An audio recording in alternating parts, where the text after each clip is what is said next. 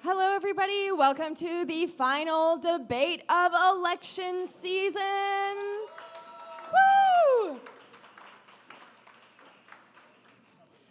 So my name is Katie Douglas. I'm the Deputy Returning Officer of the DSU Elections Committee. I go by she and her pronouns. I'll be hosting the debate tonight. Thank you so much for coming. I'm really happy to say that this is the best turnout we've had yet, so thank you to all the students here tonight. So I'm first of all going to start out just explaining the order of the debate tonight and the organization, and then I'll go into the debate rules so that students and candidates are aware, and then we can start our debate. So the order of people debating tonight is going to be the Vice President Finance and Operations position, followed by the candidates for the Vice President Academic and External positions, followed by the Vice President Student Life positions, followed by the Board of Governors Representatives debate. Then we have the Vice President Internal candidates debating, and we end off the night with our candidates for the President position. So debate rules tonight are that no candidates are allowed to interrupt each other. The first time will result in a warning, the second time will result in loss of speaking time, and the third time the candidate will be asked to leave the room. At the beginning of all debates, preferred pronouns will be checked with all candidates. Here at the Elections Committee, we have a very strict zero tolerance for harassment policy. So if you have any problems during the debate tonight, please don't hesitate to send us a Facebook message or text. My number is 902-414-9160. You can also get SEP's number, the CRO, at 902-441-7056. We should have those numbers available somewhere else. I don't know whether SEP's put up a sign. Oh, or you can come to the table with the Elections Committee, and they will help you. Yay for our Elections Committee members. So tonight we're going to have 1 minute for each of the candidates to give their platforms. Then we'll have 1 minute of a prepared debate question that they'll be able to answer. And then they'll have 1 minute to have a rebuttal period once all the candidates have answered. Then we want to open up the room for questions so that students can ask questions, and it's not all just the Elections Committee. So please come up with some great questions. I hope you ask some really great questions to our candidates tonight. So at this point, if I could have all the candidates come up for the Vice President Finance and Operations debate, that would be fantastic.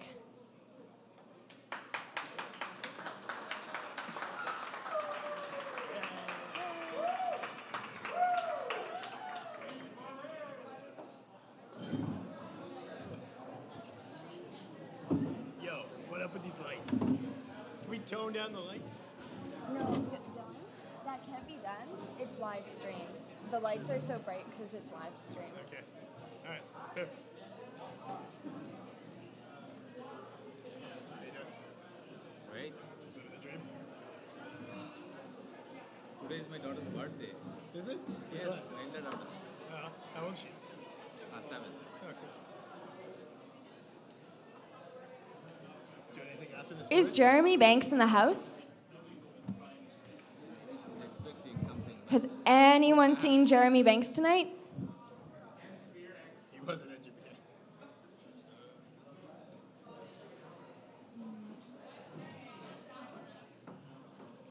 Actually? Okay. All right, so we're going to start out. We only seem to have 2 candidates at the debate tonight, but there are 3 people running for this position. So we'll start off with candidate introductions. So if each of you could give your name, preferred pronoun, year and program, and then if you could please answer tonight's fun question, which is, if you could play any instrument, well, what would it be? Sick. So we're going to start off with the candidate closest to me.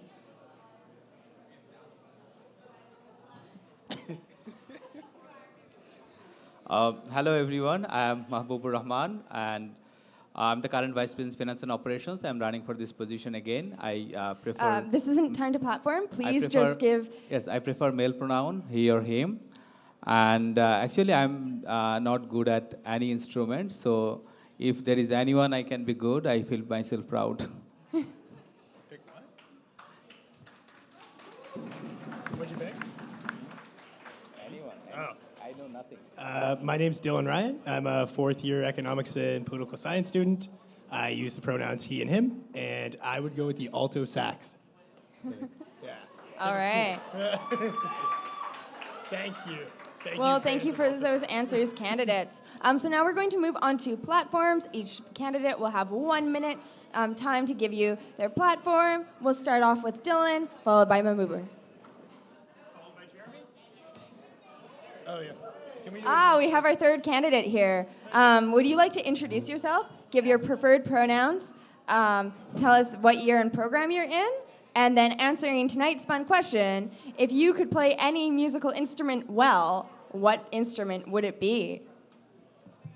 Hi, I'm Jeremy. I'm a third-year BCD student. That's urban planning. And my preferred gender pronoun is he and him. And my favorite musical instrument to rock out on, I think, might be a tuba. All right. Thank you very much, Jeremy. So now we're going to go on to platforms. Each candidate will have a minute.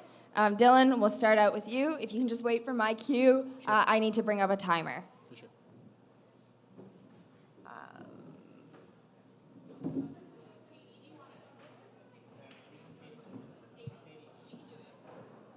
No, it's okay. It's easier if I can do it. I'm going to get a 20-second prompt. Good? Okay, Yeah, cool. whenever you're ready. So as I said, I'm a fourth-year student, and for the last 3 years, I've had the privilege of working the DSU in a ton of different roles and getting involved in different volunteering opportunities and really seeing what the DSU does and what it does well and where it really falls short for students. I think that the finances portfolio is one that we're failing students at right now. So I think it's time for a change in the role, and I think I'd bring a lot forward to it. I think we do need to do a much better job of engaging students in the portfolio.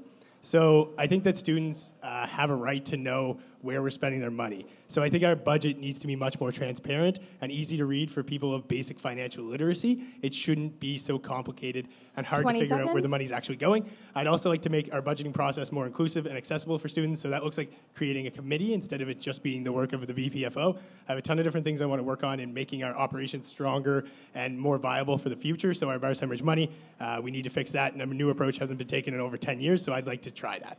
Thank you very much, Dylan. So now we'll move on to Maboob. If you would be able to give us your platform in a minute, that would be fantastic.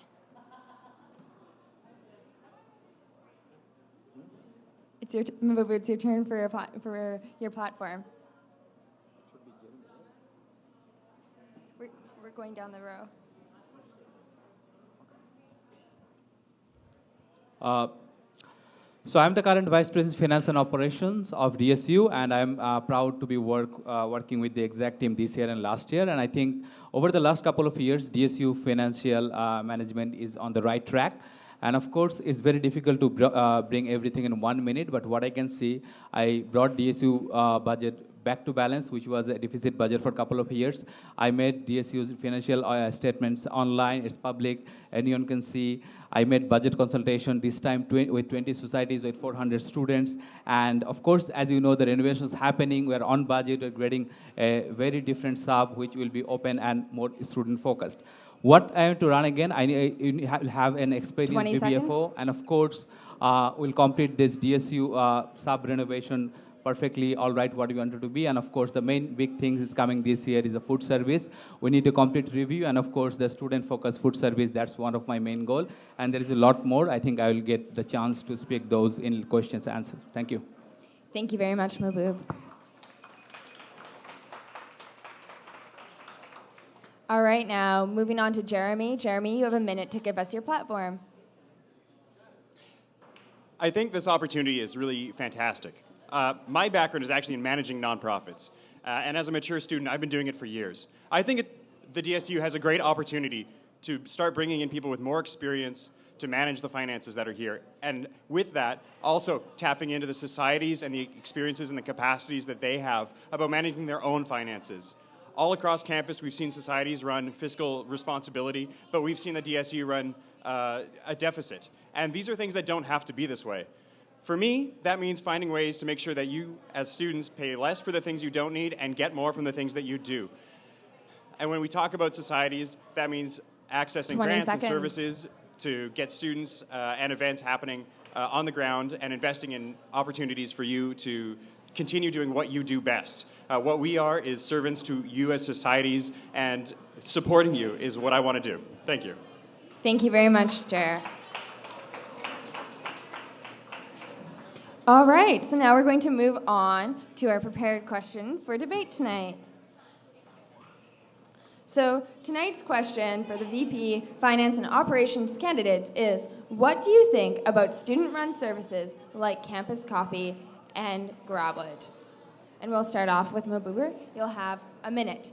We will do rebuttals this round, so you will have another minute after everyone has answered to either tackle another candidate's point or make another point of your own.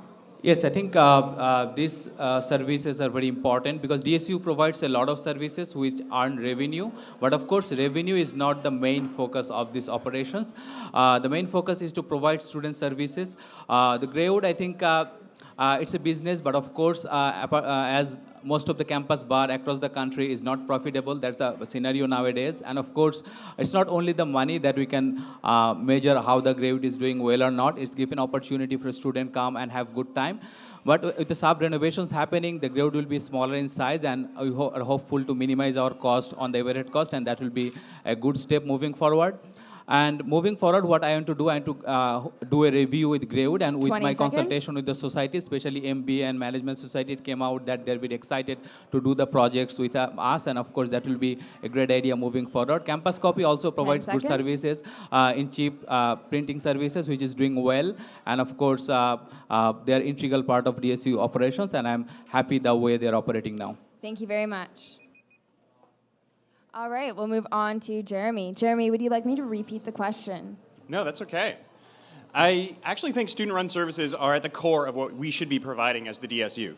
We have, like, as I mentioned earlier, a huge capacity for skills and knowledge in our programs and our students that are running successful programs on campus already, including societies like the Loaded Ladle, including events that societies run independently. And I think by tapping into those things, we can find ways to get all of those student-run services to become more profitable, to hire more students, and to provide employment on campus to support the people that are our members.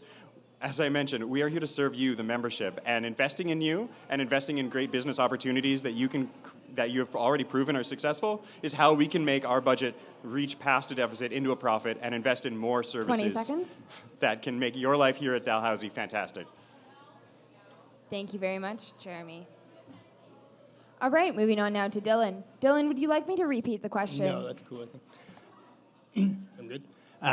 Okay, so as I mentioned in my platform, I think it's time for a new approach to the way that we run our operations. So running these businesses, like the bar services, losing $100,000 per year, if that's a service that students want to invest that money in, then okay. That's fine if that's a decision that we want to make, but I don't think that's one that many students are making or involved in. So when I go around and talk to students and they say, what? The Greywood's losing $100,000 a year, like, students should know and be able to have an impact on the decisions that we make. Also, they shouldn't be losing that much. So we need to take a different approach to how we operate them, how we bring students into these spaces. We have a huge opportunity, as Mahboob said, with a shrinking Greywood and a new physical space, but we need to take advantage of that in changing the way that we operate them and changing the personality of those spaces.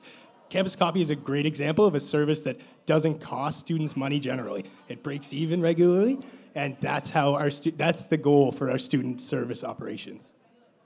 Thank you very much, Dylan.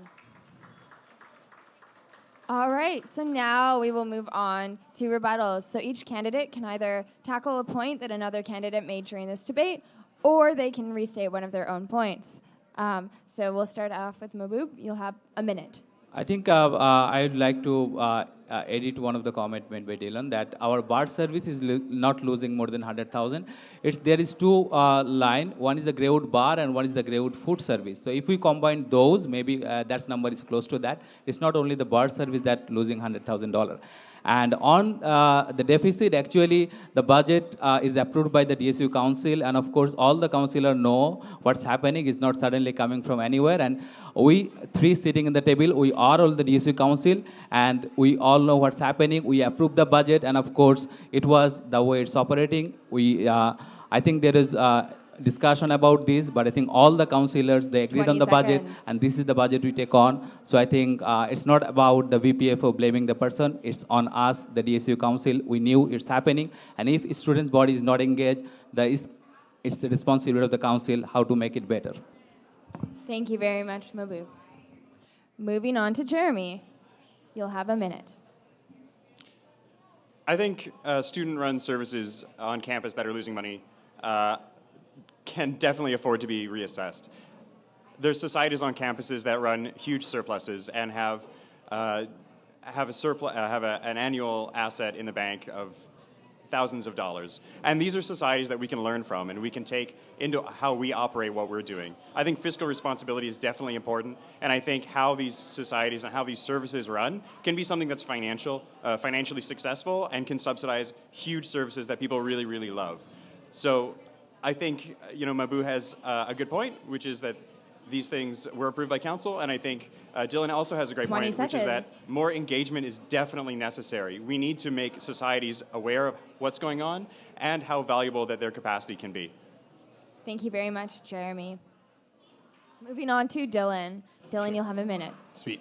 So to address Maboob's point, I think by taking the words "we need a new approach" and saying that I'm blaming the bar manager for the state of our bars is unfair. I'm saying that more people need to do their job in creating an attitude or the possibility of success, to set up these bars for success. And that looks like doing more work to support those managers, not saying that you're not doing your job. I think passing the buck to our unpaid council is also unfair, in that the VPFO should be taking a leadership role in helping our operations operate the way they should. So I think both of those things were an unfair characteristic of what I said, but that's cool. Thank you very much, Dylan. All right. Thank you very much for answering that question so well, candidates. At this point, I would like to open it up to questions from the students. So does anyone have a question? Adam, our fine member of the elections committee, has a mic. So please put your hand up if you have a question. Testing. Can everyone hear me okay? Yes, we can. Awesome. So hold the mic closer to your face, please. Like this? Is that better? Yeah. Oh, right up. Okay.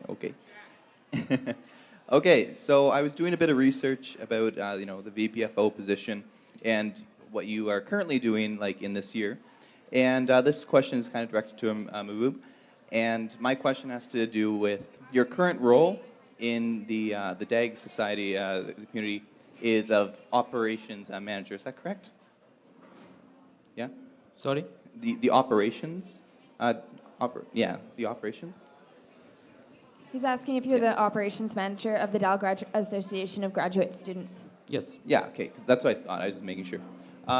So in your the role that you're going for here, since if my understanding of it is you kind of audit, you'll be auditing yourself almost, as in there's a conflict of interest. Do you have anything to say on that aspect? Well, You'll have up to a minute to answer this question. Yes, I think you got it right. I'm the operations officer of Dalhousie Association of Graduate Students, but the operations officer has no responsibility of the finance of DAGs. DAGs operate differently, and the finance is run by a committee, the administration committee. The head of the committee is the president, and there is a staff member who keep up the day-to-day things. So I am overseeing the operation side of it, not the finance side, not the day-to-day finance, and that way I'm not auditing myself there. Okay, thank you very much for answering that question. Do we have any more students with questions for our candidates? This can be a question that goes to one candidate specifically or to all of our candidates. So please ask questions.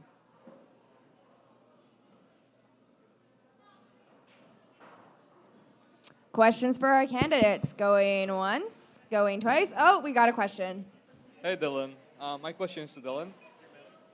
My question is to Dylan. You said it's unfair to pass the buck to the council when it comes to, overlooking finances. From my understanding is that the VP Finance executes the will of the executives. He is not there to make a financial investment decision. He is just there to carry on the orders from the council and from the executives. So how do you think you can change that within your role as if you get elected as the VPFO? Okay, so I'm going to open that question up to all three candidates because I feel that all three of them can answer that question, Emmer. Okay. So we'll I start only asked Dylan. Yeah, it's a question about my answer, so I think What? it's a question about my answer to a question or to a. Yes, but I feel that the students can benefit from Okay. hearing all three of your answers. Sure. So I'm going to open it up to all three of you. Okay. Of course, if two of you don't want to answer that question, it's totally fine. And we will start off with Dylan. Sure. So you misquoted me. I didn't say that passing the financial oversight buck to council was unfair. I said that passing the buck of building the possibility for success for the Greywood and doing legwork for society engagement, for building operations for success is the work of the VPFO. It's the work that the VPFO is trusted with, and it's not the work of council to be going out and trying to figure out how to make a bar work better. It's still financial oversight is very much the work of council, and yes, we do operate as under the directives of council. That's not at all what I said. All right. Thank you, Dylan.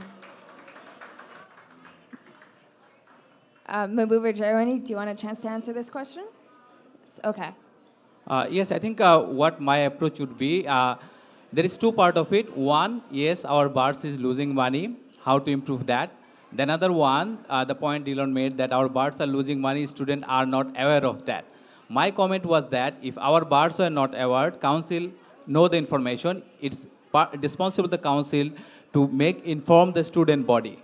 Yes, student body will not be part of that making decision how to make, but that's the VPFO job. I agree with Dylan on that. But my comment was that if students don't know, maybe it's part duty of the council as a whole to inform all the societies, all the students, if really they don't know. That was my comment. My comment was not about that the student body will sit aside and make this happen. Of course, it's the VPF who will take the load. Thank you very much, Mahbub. Jeremy, would you like an opportunity to answer this question? Yeah.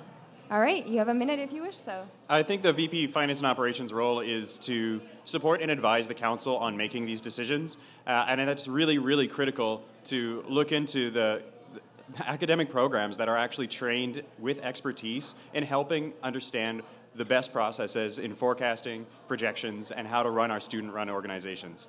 I think all of that is entirely valuable and a huge asset to when you take this information to council after engaging societies on services they need, services they want, and services that they can help manage. So in that sense, all of that fiscal responsibility isn't solely on the financial manager or a financial VPFO, but it becomes up to the 20 VPFO seconds. to interpret that and help council make those wise, sound financial decisions. Thank you very much, Jeremy. All right, do any other students have questions for our candidates? All right, I see a question. Thank you very much. Thank you. Hi, I don't know if this is like in your jurisdiction or not, but are you guys doing anything to reduce the impact of the campus in the environment? Okay, that's a great question.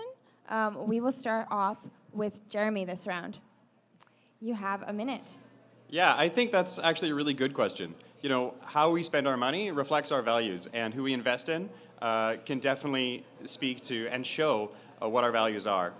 So when we talk about how we can make a lower environmental impact based on the facilities on campus or the services we provide, we can look at who we're bringing in to help provide those services. The student union's done a great start on that by creating something like the DSU or the DSU Office of Sustainability. But we can go a lot farther by looking at who we contract in, who they support, and how they're supporting things. We've already made great strides creating an ethical investment strategy, divesting from fossil fuels, and all of these things were done in part with the VPFO. A lot of these actions can continue. 20 seconds. And taking that critical eye, especially around environmental impacts, especially around our values and how we reflect them, is, I think, an integral part of the VPFO role. Thank you for asking. Thank you very much, Jeremy. So we actually have to pause the debate for a moment. Attention, everyone in the audience.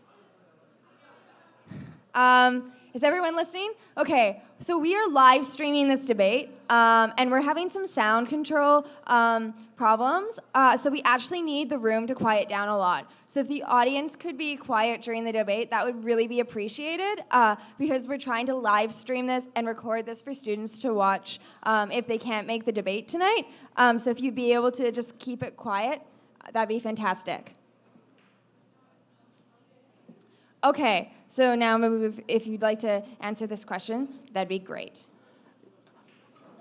Yes, I think the Vice President of Finance and Operations has some role into it. We have a university committee called President's Advisory Council for Sustainability, and as VP Finance and Operations, I'm one of the student representatives of the committee, and we have a DSU member in the committee as well. So we get, there is a monthly meeting where we review the university's progress, and I think last year the university was got the STAR certificate that was improved to gold category, so they're proud of that.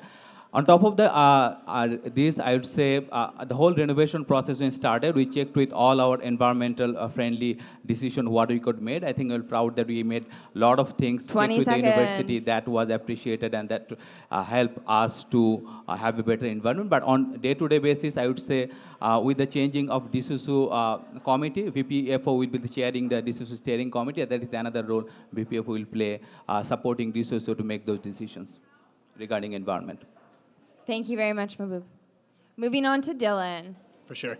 So I'm proud to say we've divested our funds. We also are working right now on an ethical investment policy, working with the operations that we offer, like the Greywood, making sure that we locally source what we can is critical. I think having DSU in the room as much as possible when we evaluate where we're making our purchases, as well that extends into the opportunities that come with going self-operated in our food services. So if we self-op, we have much more control about where we're purchasing the things that we're selling, where those things are coming from, and what we're offering to students, making sure that it's sustainable, that our operations are sustainable, and that we're doing ourselves a favor for the future. 20 seconds.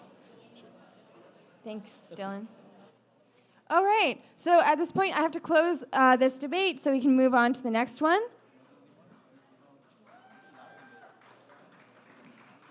No, sorry. Okay, so we have to close up this debate, and we're going to move on to the debate for the Vice President, Academic and External. Thank you very much to all of our candidates. So if our VP Academic and External candidates would be able to come up and take a seat, that would be great.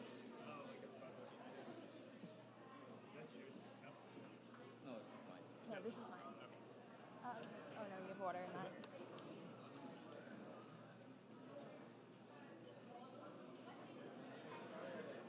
Well, if I can cover the salad, that'd be great. But like no cheese, no cheese.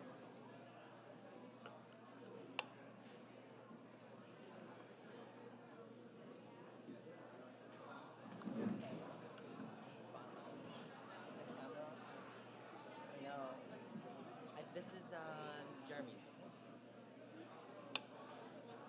Oh, Jeremy, you forgot your hat.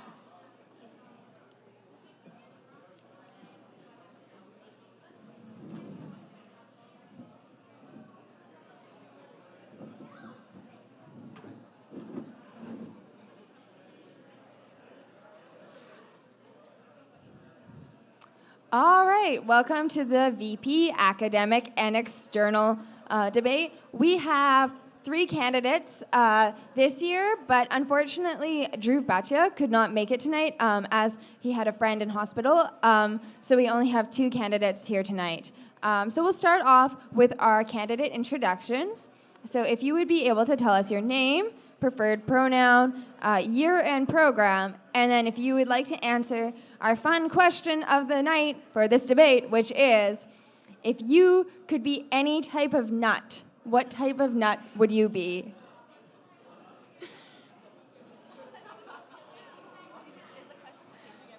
Yes.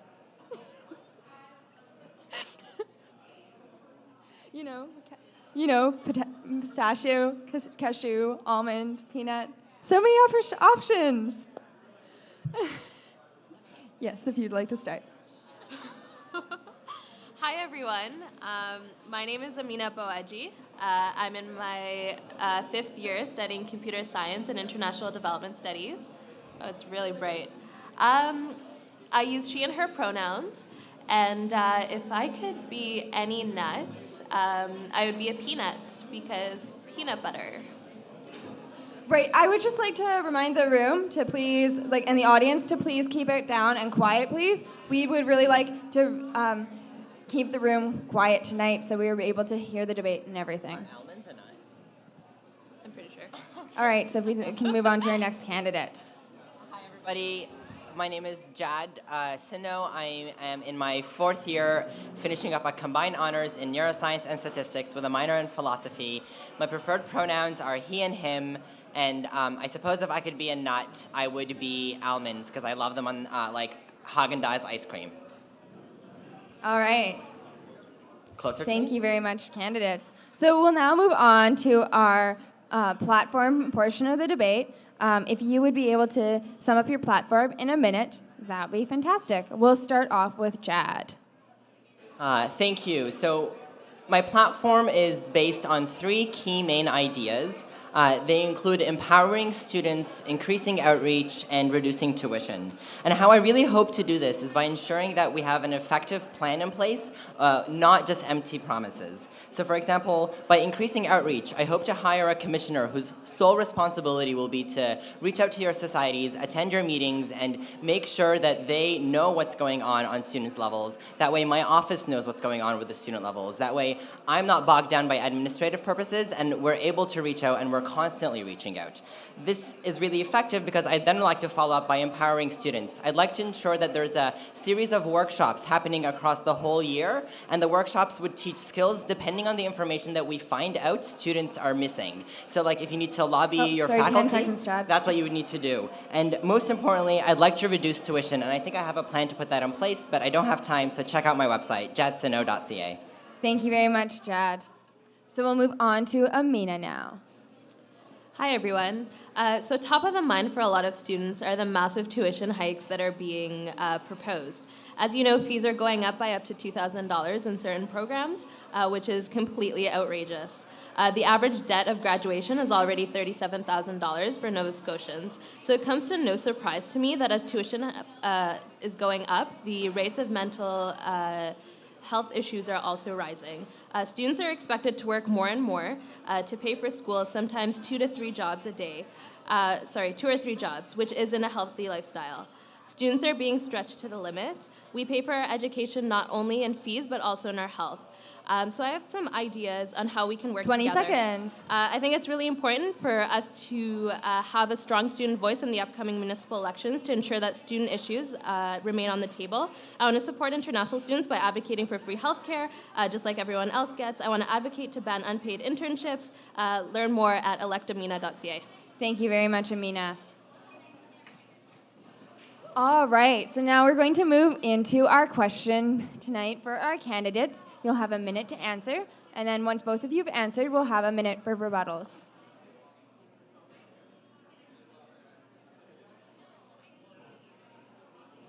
So tonight's question is, a frequent student complaint is that academic advising services are not easily accessible. How would you address this issue? We'll start off with Amina. Can you repeat the question? Sure. A frequent student complaint is that academic advising services are not easily accessible. How would you address this issue?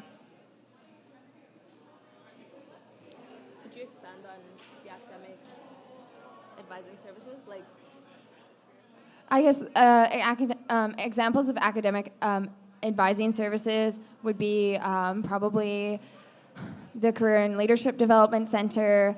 Most likely, all the faculty programs have academic advising programs, technically, inside them, and academic advisors students can meet with. There's also a first-year advising program.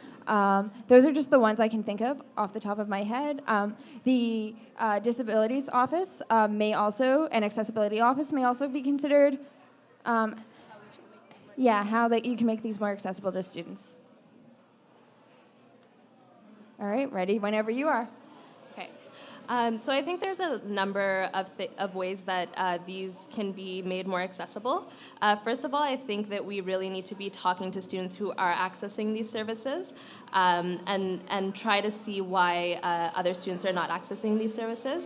An issue for Sexton campus could be that these services are not readily available on their campus. So having more supports available on all campuses, I think, is a big deal.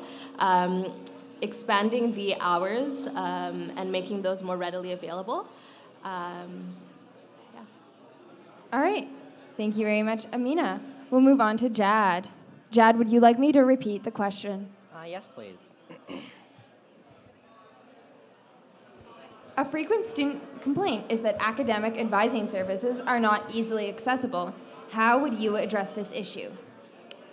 Okay, thank you. I think that first and foremost, what we need to do is ensure that students are aware of the services that are available to them. So first and foremost, making sure that students know that there are streamlined services on campus for specific needs, whether it's accessibility, whether it's per your faculty. I think a lot of students automatically opt into going to the Killam, and so that happens to be very bogged down and very busy at certain high seasons, which is like, for example, at the beginning of a year. So I think by reaching out to students, ensuring that they know that the services are available to them, we can start to alleviate this load, and that's part of the accessibility. But I think more further, I think that we need to be able to facilitate working through Senate and through faculties to ensure that the specific needs that students that students have are being met. So I think the faculties themselves know what their students are facing struggles with the most. I think working closely with these faculties would be able to generate effective resources for students to access. Thank you. Thank you very much, Jad. All right, we now move into our rebuttal period where you can either reiterate one of your points or tackle one of your candidates. We'll start with Amina.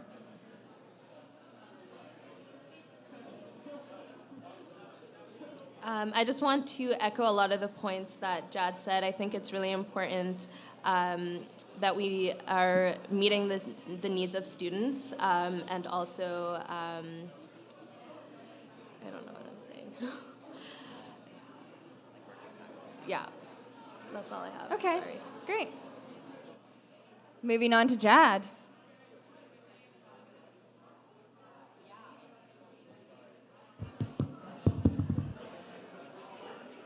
Yeah, I think that ultimately some of the key issues that we need to face in any VP academic position is to work on reducing tuition. And I think that some of the best ways to do this is to ensure that we have a plan that deals with every possible scenario. And that means that we need to ensure that there are people who are strong in numbers, and then there are people who are at the table speaking to the administration. And I think that when we have our voices heard, because we're strong in numbers and we have a coherent plan, we can work alongside the university to lobby the government for more funding. And I think that's some of the best ways to reduce tuition.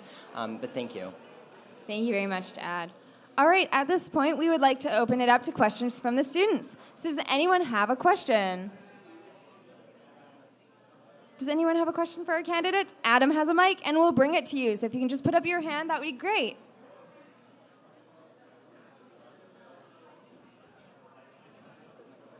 All right, call it for questions. Going once, going twice. Did I see someone waving over there?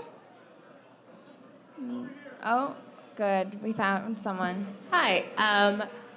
As VP Academic and External, what would you do in terms of working with other student unions across the province and across the country to fight for what students want? Okay, so we'll start off with Jad. Thank you very much, Angela, for that question. I think that one thing you need to recognize in the position of VP Academic and External is that whoever that is ought to represent the voices of 20,000 students. And so by taking a stance, it can't be a stance that is generated from that individual on their own. So I think that heavy consultation coming from an open door policy and reaching out to these different groups by coming to understand what it is their initiative is, for example, and then bringing back that information to council so that council can make an informed decision.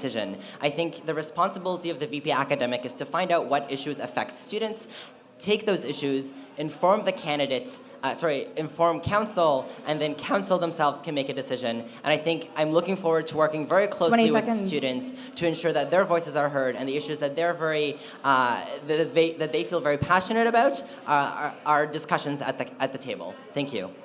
Thank you very much, Jad. Moving on to Amina. Hi. So one of the things that I mentioned is wanting to have a strong student voice in the upcoming municipal elections, and I absolutely want to work with other student unions and other student groups to ensure that that happens. And I think that worked really well in the federal election, and I really want to see that happen again. I think it's really important that students across the board are working together to ensure that their voices are being heard. All right, thank you very much, Amina. Do we have any more questions from students for our candidates? Any questions? Don't be shy. No question is a bad question.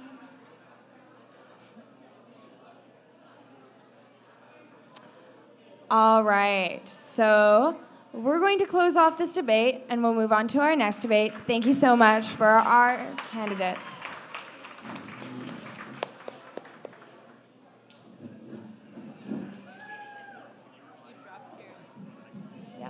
Okay, everybody. We have a reminder from the tech crew to please keep the volume in the room down. I apologize. We're live streaming this debate. We're trying to get this broadcasted to any students who are interested. So if we can just keep the volume and chatter to like the lowest level possible, that would really be appreciated. Again, I apologize, but we really appreciate your cooperation.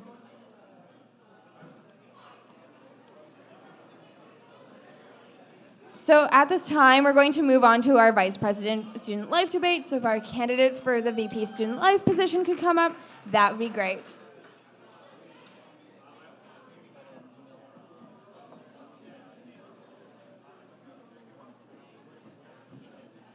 Okay, yeah, I'll just say that he sent his regrets.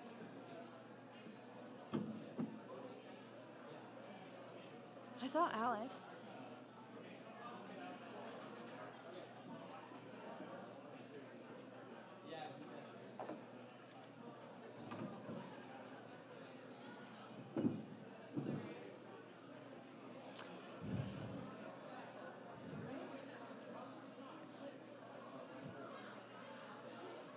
Okay, so I'm just going to issue another reminder here. It's still a little loud. Can we please keep the volume down?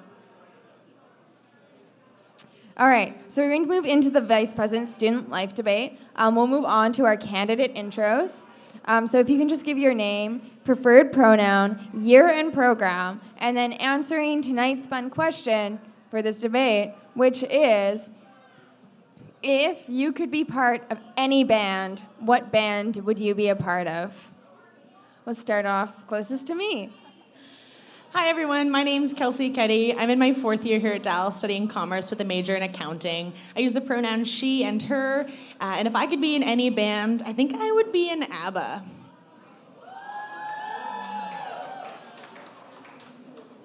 All right, we'll move on to our next candidate. Hello. That's loud. My name is Alex Butler. I'm a 5th year engineering student. I use he and him pronouns. If I could be in any band, it would probably be the B-52s. That's the band that wrote Rock Lobster, if anybody's a fan of that song. They got a lot of awesome tunes.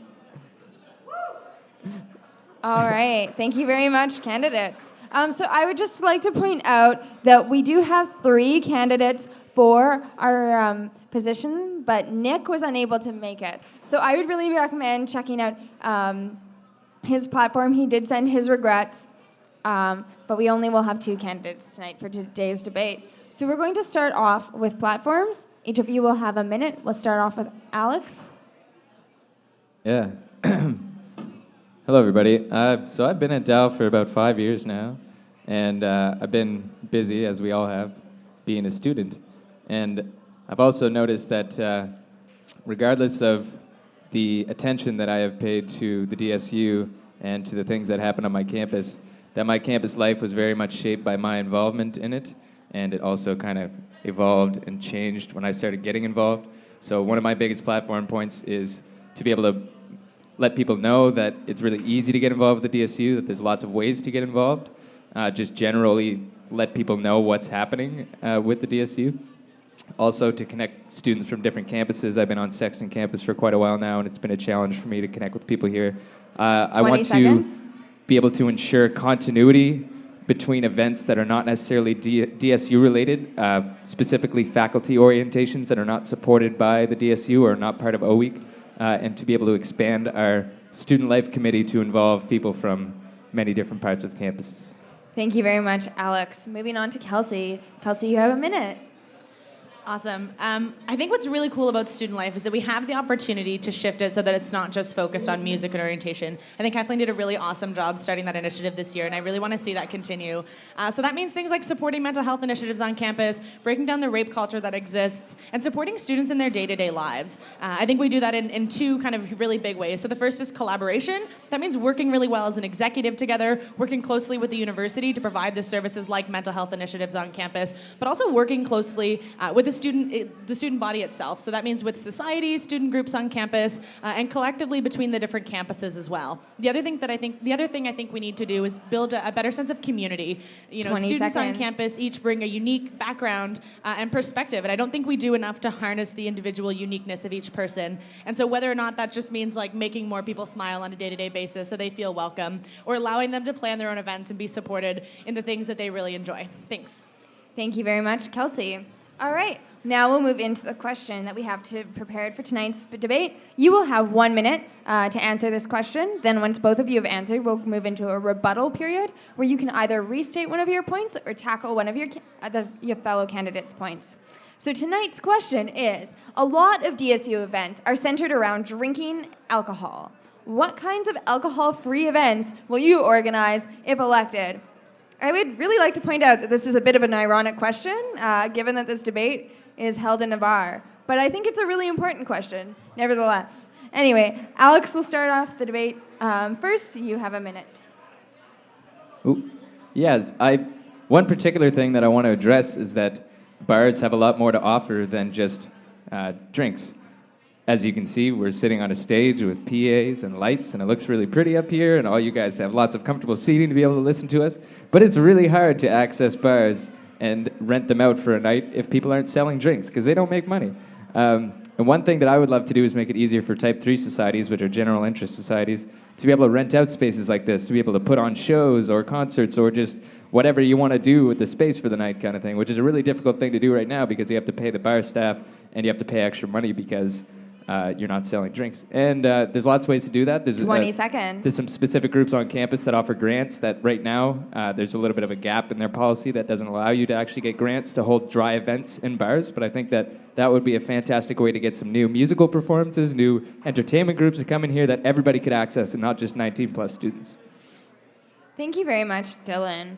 I mean, Alex, I'm sorry. We'll move on to Kelsey. Kelsey, would you like me to restate that question? I think when we think about events that don't involve alcohol, we always try and focus on nighttime events, but I think we have so much room for daytime events as well. So, whether that's like screening a cricket tournament for some folks who really enjoy cricket, or whether that's holding volleyball and dodgeball tournaments throughout Saturdays.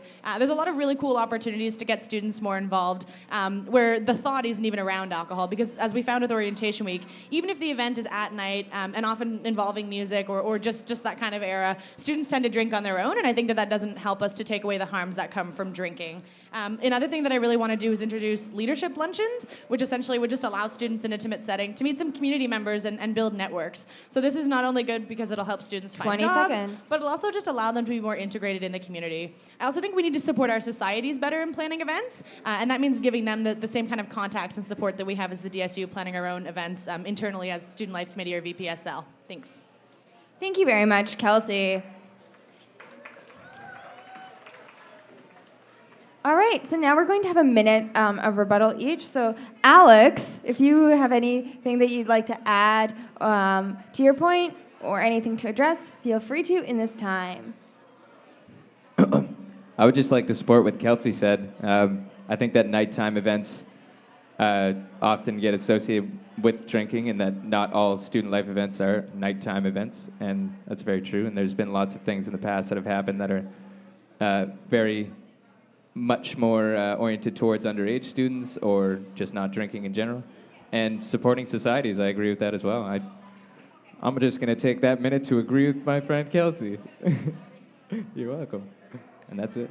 All right, thank you very much, Alex. We'll move on to Kelsey. The other thing that I think that's really cool about events that don't involve drinking is that opportunity to involve students who are underage. And what's awesome about that is it means that we can have students from all years coming together. So I'd just like to say that I think that we should make sure that we have events that allow students from whatever year they're in to get together and to have a good time. Thanks. Thank you very much, Kelsey.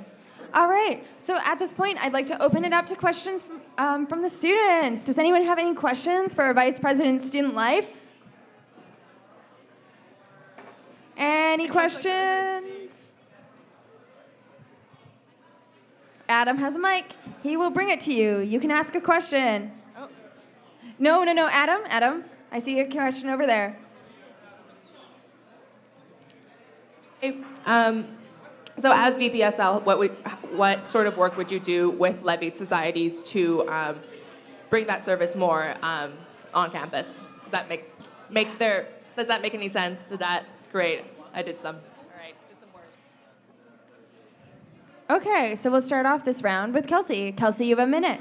Awesome. Super glad you brought up levied societies. They're so important and crucial to the community that we build on this campus. I think what's really awesome about levied societies is they have the potential to reach more than just the Studley campus, and I'd really love to work more closely with levied societies to bring them to Carleton, to Sexton, and maybe even to start some levied society initiatives on the Truro campus as well. Why not? I'm a super big supporter of student-run, let's say food services or initiatives on campus. So things like the Ladle are fantastic, and what they do is not only provide students with a great meal, but they also provide leadership opportunities for the students who volunteer and get involved. So, I want to work really, really closely with these levied societies to ensure that they're supported. And that doesn't necessarily just mean financially, but that means also making sure that they have access to the same kind of volunteer-based resources that we would have for other events. And a lot of that has to do with promotion. So whether we're, keeping up to date on our Facebook and social media pages, or also just going around hand-billing and using kind of our power on the ground to inform students about the awesome services that exist. Thanks. Thank you very much, Kelsey. Moving on to Alex. You have a minute. Yeah, I think a really important thing is for all DSU members to know what levied societies are. If you're in this room and you don't know what a levied society is, it's part of your tuition to pay into particular groups that are part of the DSU. They get a chunk of your money to be able to give back to the members of the DSU. I did not know this for a long time, having been on different campus. Not that I was for my entire 5 years, but I didn't really know what these societies were or what they did. So I guess a first step would be to be able to make sure that lots of people know what these groups do and why we're paying money into their groups. But I agree with Kelsey in saying that their presence on other campuses is very much lacking, and that there's lots of ways that we could incorporate them. I think that if Loaded Ladle had a kitchen on Sexton campus, that I would eat a lot better. All right, thank you very much, Alex. Okay, so does anyone else have questions for our candidates? Any questions? Yes, I see a question over there. Sorry, Amber, I'm waiting. I'm actually trying to get students to ask questions rather than candidates. Candidates have had a lot of chance to ask other candidates questions. So we're trying to open it up to student questions. Hello, hi there. My name's Ute. I'm a Sexton campus student, and I was wondering if any of the candidates had thoughts on what we could do to improve events on Sexton campus. And What are your thoughts of the stuff that we've got going on there right now? Okay, so we'll start off this time with Alex. You have a minute. Hi, Yute. Nice to meet you. Thanks for the question. I would just like to point out that, in particular this year, there were a few society fairs and a lot more presence on Sexton campus. Society fairs were a wonderful way for people to reach out to another campus. And Sexton obviously should not be the focus of all outreach oriented to other campuses, but in particular, I think that the tea room is a wonderful resource for lots of stuff to happen on that campus that's very underutilized, that often only gets used by engineering groups and students. I myself was involved in a couple of things last year, one of them being a battle of the bands, a couple of them being some open mic stuff that were just 20 seconds. And an all ages engineering competition that happens there. But I think that there's lots of space and resources to be used on campus that just don't get used, and that the DSU could look at more, like the field and the tea room and the gym in particular. Thank you very much, Alex. Moving on to Kelsey. I've spent a lot of time at Sexton in the past couple of days, and things that I come to notice are things that, like problems that we just don't have here. So even if it's like a working microwave or like having a bagel toasted. So I think it's not just about events down at Sexton, but there's a lot more of like day-to-day student life that the VBSL could really help and should be doing for Sexton students. But talking about events, like Alex said, we don't use the spaces there the way that we could. We tend to focus on the gym and Studley campus here rather than using the Sexton gym, and I'm not necessarily sure why that is. The field outside during week, we had this really awesome water fight. And I'm like, why don't we do that kind of stuff more often? Not just to involve Sexton students, but also to bring Studley students down to Sexton. And so that we can have this kind of just like great community that's among all students. This year there were a lot more events in the tea room, 20 like seconds. Catan tournaments, that kind of stuff, which I think was really awesome. And the turnout for that showed that students want it, and then there's a really great need for it. So I think we should just make sure that we have regular programming in the tea room, but also that we're considering Sexton more often for the events that we're holding. Thanks. Thank you very much, Kelsey. All right, so at this point, I would like to close this debate and move on to our next debate. Thank you so much to our candidates. So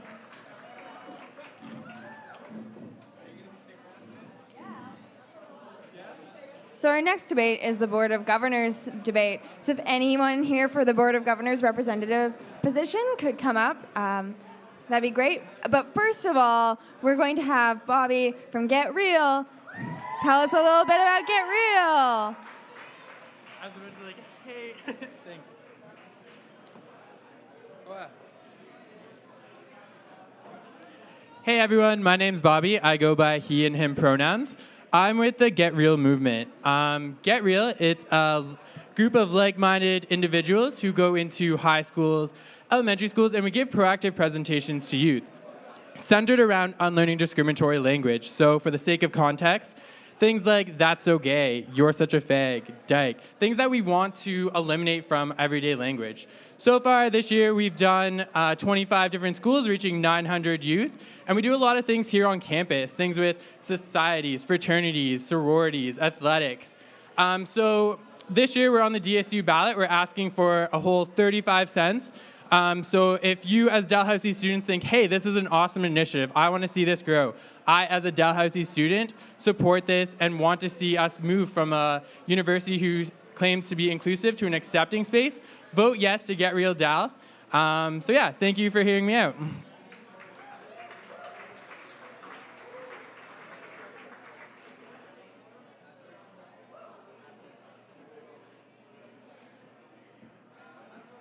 All right, thank you very much, Bobby. Now, I just wanted to check one thing. Are there representatives from WUSC tonight here?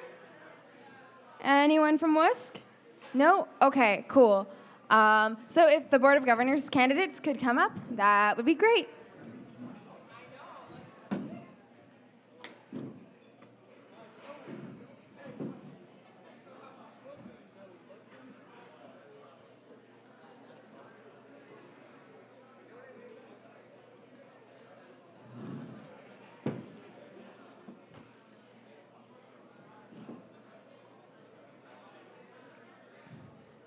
All right, so we're going to start this debate off with our candidate introductions. So if you could just state your name, preferred pronoun, year and program, and then answering tonight's fun question, which is, if you could be any type of hat, what type of hat would you be?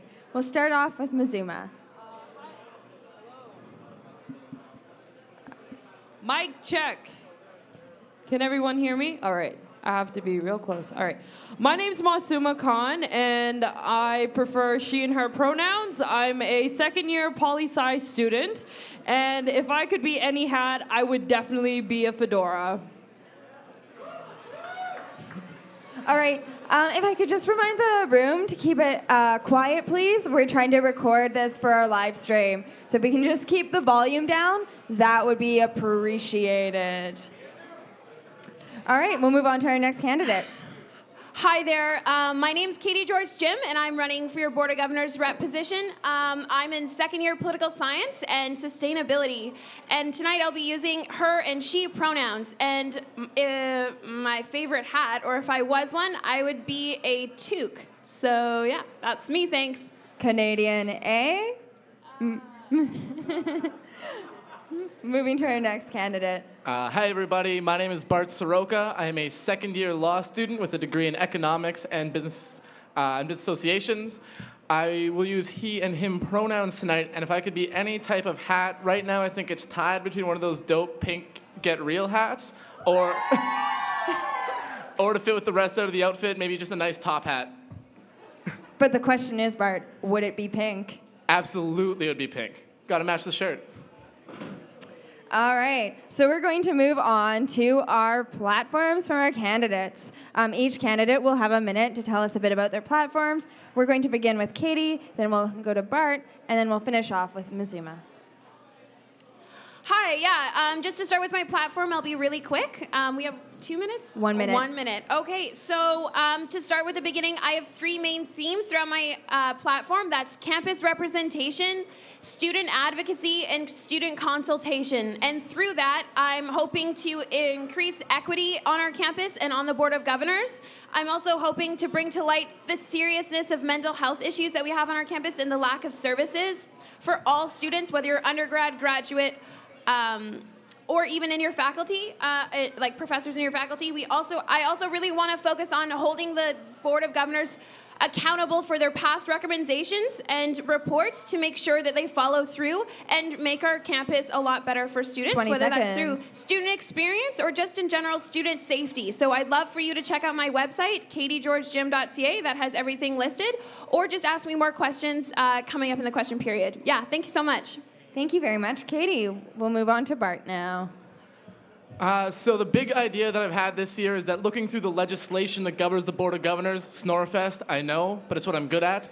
The student union is supposed to appoint 4 representatives, not 3. So my first goal is to get us that extra representative. Why? Because no matter how good of an advocate I am, and I am an amazing advocate, I will never be as good as me and another student. So that's step 1. Step 2, in November, the 10-year plan for Dalhousie's finance is coming to an end.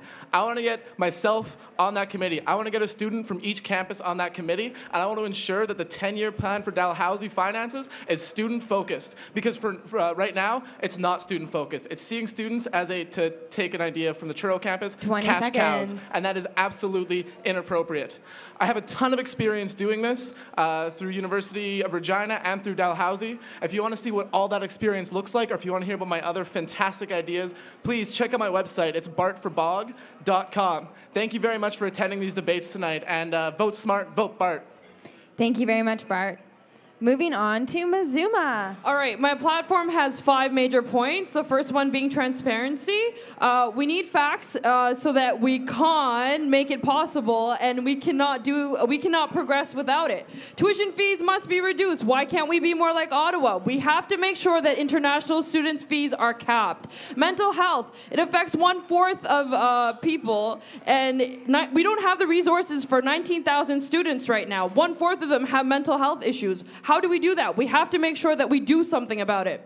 Number 4, sustainability. We need to divest from things that harm our world and our university. We need to make sure that our investments are ethical. And number 5 is equity. We all come from different backgrounds, 20 different places, seconds. different races. We all have different accessibilities, and all our needs must be met. And Dalhousie needs to be held accountable for that. We have to make sure that we do this. And remember, together we can do it. All right, thanks.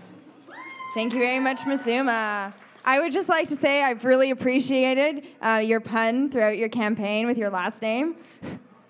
This is not an official endorsement from the Elections Committee. This is just a comment on good pun. Moving on to our question tonight.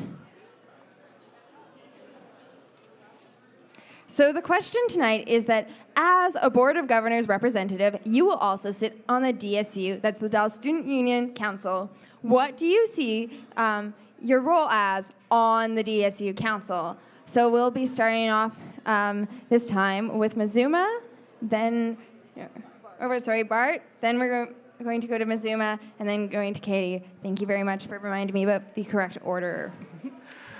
So to clarify, there is a proposal going to the AGM on April 6th that would remove the Board of Governors from sitting on the student union. So this is definitely a hypothetical because we might have a streamlined student union next year. I was fortunate enough to this year sit on the DSU as the Law Student Society rep. And so I think that my role would be very similar to what my role was there, except with the added benefit of being able to explain what the Board of Governor policy is and listen to what's happening on all of the other campuses to really help formulate my initial ideas to what to bring for the Board of Governors. What that would look like is keeping the executive accountable to the promises that they've made this year to you, the students. It would look like encouraging and helping my fellow students from across this campus with events that they're hosting with my large amount of knowledge. I would look like ensuring that the policies that we pass are the best written policies in the Maritimes, because I have so much institutional knowledge about making sure that a student union can run not only effectively, but efficiently and with amazing people at the helm with me supporting them. Thank you very much, Bart. Yes. So we'll move on to Mazuma, and I'm just going to restate the question. So the question was, as a Board of Governors rep, you will sit on the DSU Council. What do you see your role as on the DSU Council? I believe as a BOG representative sitting on the DSU Council, it's my part to, I guess, consult with one another. We have to work together to make sure that all these issues are brought up and actually tackled. I mean, it's a time that we need to support each other and just act as a support system so that we follow through on all the things that we want to do. You can't do it unless you actually have people backing you. So by working together with the DSU and sitting on the council, keeping everyone in check and in the loop, I think that's what my major role is, and I would love to do it for you guys. Thank you. Thank you very much, Mazuma. All right, we'll move on to Katie. Katie, would you like me to restate the question? No, I'm okay, thank you. Thanks for the question. So I currently sit as the Vice President Academic for the Dalhousie Arts and Social Sciences Society, and I'm not actually currently a DSU counselor, but I already attend the meetings. And for those of you that see the DSU council, those sometimes can be really long. So I actively go out and sit on your DSU council. So I think that also displays my commitment to finding out information on how I can help other students and how I can find out more information straight from the DSU. I would love to inform and collaborate and share ideas with the students that represent student societies on the DSU Council. I would also, sitting on the DSU Council is also a wonderful opportunity to go straight to the source and talk to the students that are there to represent the general student body. Something that I would also like to do is enable students to use the information that they gain from the Board of Governors meetings to go out into their selected communities and also their societies to spread that knowledge. And also I want to work towards a better campus, and that usually starts with... Thank you very much, Katie. Sorry. All right. So at this time, we would like to open up the questions. Yes, we're doing rebuttals. I apologize. We haven't done rebuttals for our past two debates because we've been in a time crunch. We're in less of a time crunch tonight, so yes, we're doing rebuttals. All right, we're going to start off with Bart. You'll have a minute. Cool. So I guess my one rebuttal is, if we're really focusing on the DSU and you're trying to find out who the best person to elect to that is, I am the only person sitting at this table with experience sitting on the DSU. I'm the only person at this table with experience sitting on a student union. both the University of Regina and Dalhousie. So if you want somebody that can come in, hit the ground running, and make the University Students' Union better from day one, I'm your guy. I don't have a learning curve. I've done it before. I can do it again. We can work together to make Dalhousie an even better institution. Thank you very much, Bart. All right, now we'll move on to Mizuma. You'll have a minute. All right, so even though he may have experience, experience leads to people being set in their ways. And this learning curve that he's speaking about, I believe, is something that you could mold me into being the way that you want me to be. I could be the representative that you want to hear and the representative that you want to see. So one thing I have to say is something my father always says. If you take your finger and you try poke something, you're not going to do much. But if you take all your hands together, all your fingers, and put them together into a fist, just as our students should be, and do something, you actually make an impact. So let's make this impact together. All right, thank you very much, Mizuma. We'll move on to Katie. Hi, yeah, thanks for the question, or I guess the rebuttal. And to my opponents, I sit on many executives of Tier 1, Tier 2, Tier 3 societies, and I go out of my way to go to DSU council meetings, and I understand how they operate. I operate council meetings that are not necessarily at the DSU, but I am a part of the Dalhousie Student Union. I don't have to sit on the council every other week for me to show that. And I would also like to say that my experience working within my faculty will definitely translate directly to the Board of Governors. I've worked with faculties. I've worked directly with students. I can bring what our student body needs to the Board of Governors to get what we want. 20 seconds. And I can also do that through consultation and collaboration, not only with students, but I can also pressure the board to listen to our voices because we are the university that they so-called run. So thank you so much. Check out my platforms again. Thanks. Thank you very much, Katie. Okay, so at this time, we'd like to open up questions to the students. So do any students have questions for our candidates tonight? Adam has a mic, and he'll bring it to you, so just put up your hand. I see a question over in the back there.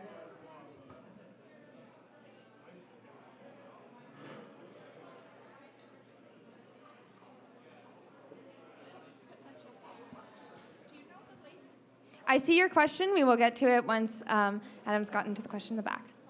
Masuma. Hi, Masuma. I wanted to ask you if you could please clarify when you mentioned that you would hold the Board of Governors responsible for ethical investments. Could you give us a little more info? All right, thank you very much for your question. Mazuma, you have a minute to respond. So as the student representative, I would stand as the voice of the students. And if the students want ethical investments to be on the agenda, that's what I would push for. I mean, if they're promising that ethical investments, if the Board of Governors agrees that ethical investments is an issue and that we have to tackle it, I would definitely pressure them and hold them accountable for it because, I mean, if they're saying yes, why are they doing nothing? So I would do everything it takes with any means necessary to do whatever the students need and what they want. Thank you very much. Okay, thank you very much, Mazuma. All right, so I saw a question over here, and then we have a question over here. But we'll start off with a question over at that table. No, question at this table, and then we'll go over there. Yes. I'm sorry, I'm just going in the order I've seen hands. My question is for all candidates, and I just want to ask, if elected, what Board of Governor committees would you sit on? Okay, so we'll start off with Katie this time, then we'll go Bart, then we'll go Ms. Zuma. Each of you will have a minute to respond. Sure. Thanks so much for that question. I loved looking into the committees that we get to sit on as student reps. Obviously, well, maybe not obviously, if you don't know, the Board of Governors rep, they get to sit on 2 committees as a student representative. So the first one is the Student Experience Committee. So I would be sitting on that with my other representatives and the DSU president. So I would love to, number one, continue to sit on that committee, express the students' needs and what we need to better ourselves as students here at Dal. The other one that I'd love to sit on that also connects directly with my experience with being the VP academic is the Academic and Research Academic Affairs and Research Committee, which 20 seconds. works directly with Senate. And so I think my experience will definitely bring a new perspective to that committee. And I could really work hard to advocate for students to have a better learning experience here. So yeah, those are the two ones I would sit on. Thanks. Thank you very much, Katie. So now we'll move on to Bart. Cool. So one or the other, Anthony is still going to be a Board of Governor next year, and he's done a great job, I think, on the Student Experience Committee. So I would like to gravitate myself towards the ad hoc committee for the long-term financial plan, which I think is a very important committee for students to sit on because we need to make sure that Dalhousie's long-term plans are student-centered and student-focused. This is a once-in-a-decade opportunity, and we need to have student representation on that committee. I would also like to sit on the Budget Advisory Committee and build strong ties to the faculty group who just last week released information about how Dal keeps budgeting for losses and making profits. So I think we need to hold Dal's toes to the fire about that and ask why we're getting our tuition increased based on faulty numbers and wrong assumptions. 20 seconds. And my background as an economics and business major and degree holder will let me bring a really strong mind to those conversations. So I think those are the two committees that I'm going to fight really hard to be able to sit on. Thank you very much, Bart. All right, last of all, we have Mizuma. You have a minute. Okay. So I'll keep it short and sweet. I love to sit on the Student Experience Committee as well, just as Katie pointed out. But the difference is I would love to sit on the Audit Committee, which deals with the effectiveness of reporting, the university's finances and stuff like that. So that's something that's really important and something that we actually have to deal with. So that's what I would love to sit on. Thank you. Thank you very much, Ms. Zuma. All right, I saw a question over here, so we'll take our last question for our Board of Governors candidates from the student over there with her hand up.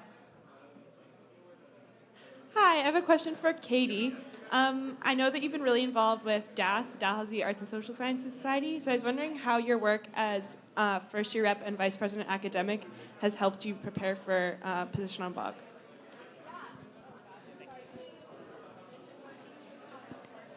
Katie's mic's not working. Can we see if we can do something about Hi. that? Oh, there we go.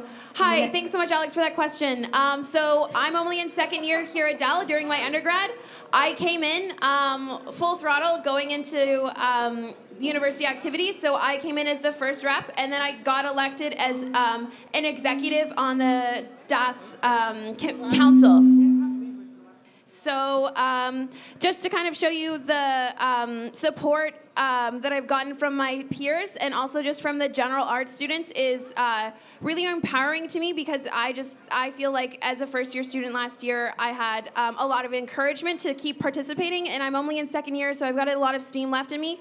So DAS has really given me the opportunity to work with students not only in arts, but across all faculties. We really do a lot of collaborative work with different societies, but also community groups. So I have a lot of experience in that way, but also working directly with faculty members and the deans of different departments and faculties has given me a really big opportunity to talk about serious issues that Dalhousie is facing. Katie. Okay, thank you so much, everyone, for your questions. At this point, we'd like to close off the debate and move on to our next debate. Thank you so much, candidates. That was a fantastic debate tonight.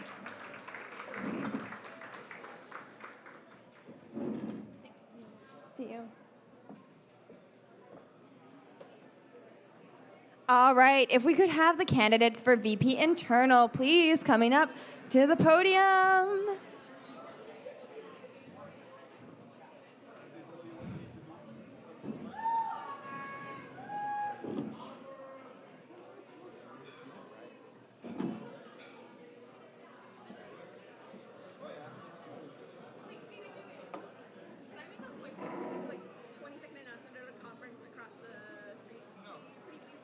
What's the conference, and I'll announce it.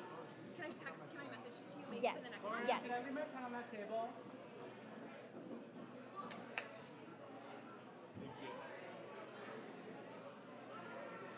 All right, so tonight we have two VP internal candidates here tonight, and there are only two VP internal candidates running, so both of our candidates are here. We'll start off with our candidate introductions. So if you can just state your name, preferred pronoun, year-end program, and then answering tonight's fun question. If you could climb any mountain, what mountain would you climb?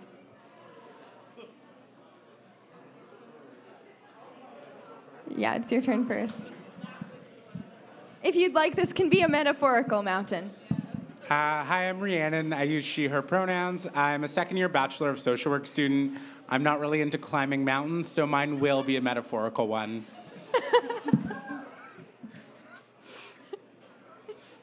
Hello, everyone. My name is Amar. I go with he and him. I'm a fourth year public management student. And I don't know any mountain's name except Everest, so I suck at geography. Sorry about that. All right. Thank you so much for that candidate intro. And I apologize for my weird questions. I am very fond of asking things about geography and landscapes. Just a warning to any other candidates out there tonight. So we're going to move on to our platform portion of the debate. Tonight you're going to have 1 minute to tell us all about your platform and plans for next year. We'll start up with Amber and then move on to Rhiannon. Okay, so I'm gonna move real quickly on my platform. First of all, my position, I want to have more communication between the DSU and societies, the DSU and membership, and between societies and themselves, so that, as Rhiannon, I'm quoting Rhiannon right now, break the silos. I believe in more services decentralizing from the sub. I believe we need to have more presence in Sexton and in Carleton. I believe we should have more services for science, technology, engineering, and mathematics. I'm going to advocate for the CLDC to go to Sexton. Also, campus booking overhaul, access to the services that the DSU has, like policy research, logistics, graphic design, support for Type 2 and Type 3 societies, autonomy of faculty societies, support Levitt societies to provide services in Carleton and Sexton, and advisory committee of Carleton and advisory committee in Sexton. Thank you very much, Amber. Moving on to Rhiannon. Hi, everyone. I'm Rhiannon. I've been here since 2009. I have a degree in gender studies and psychology, and now I'm doing social work. I'm involved with many different groups on campus, like South House and Dalhousie, and I've been a DSU staff member since 2010.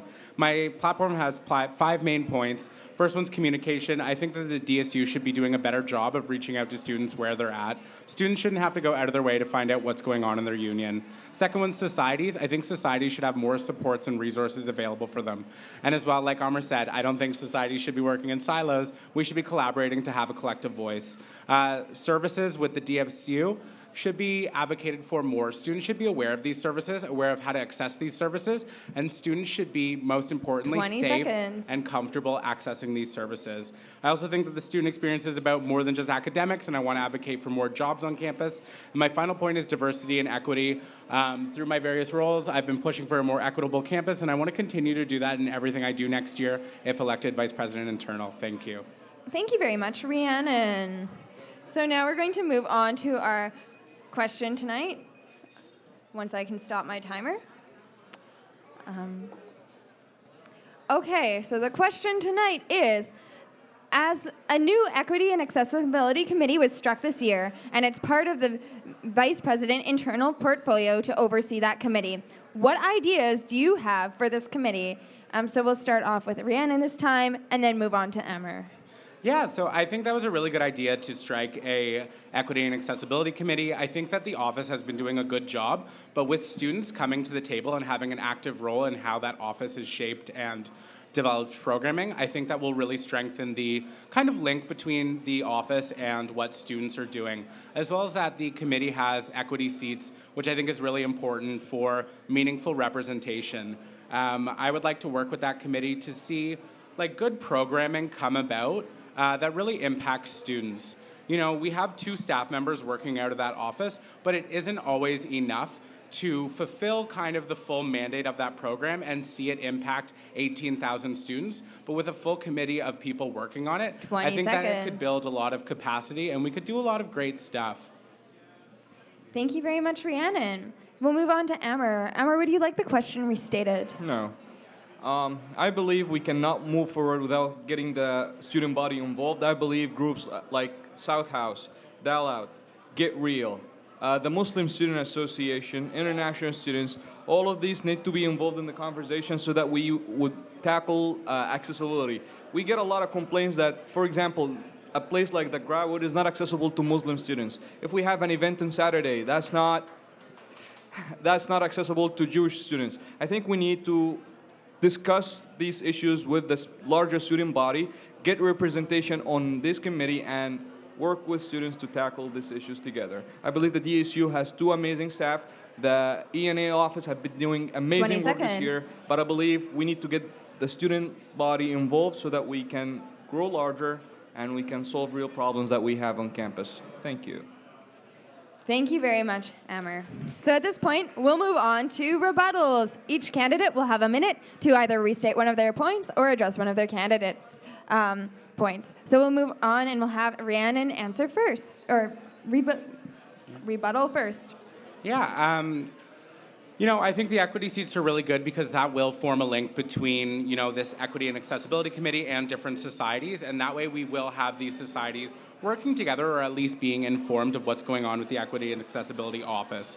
Besides for that, a lot of the staff members, the staff members with the ENA office get tied down with more like administrative work, and I think that the committee structure will allow for more programming to just happen by sheer person power. You'll have more time for people to work on different campaigns, things like addressing racism on campus, things like addressing tuition fees, things like addressing homophobia, transphobia, and more events along with 20 that. seconds. It'll do a lot to just build the capacity of the office, and it also keeps it in touch with having a student voice, which is something that's so important for these offices to have. Thank you very much, Rhiannon. Moving on to Amber. I have nothing more to add. I yield my time. Okay, great. Thanks, Amber. All right, so now we'd like to open it up to student questions. Does anyone have any questions for our candidates? I see a question over there. If we can get a question in the back. Caitlin, I'm just going to ask you to hold your question. I'm trying to refrain from taking questions from candidates tonight.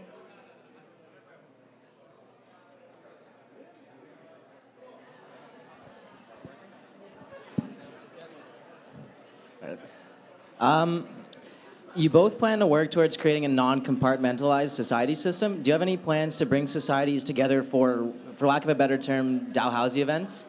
Like school spirit or just universal?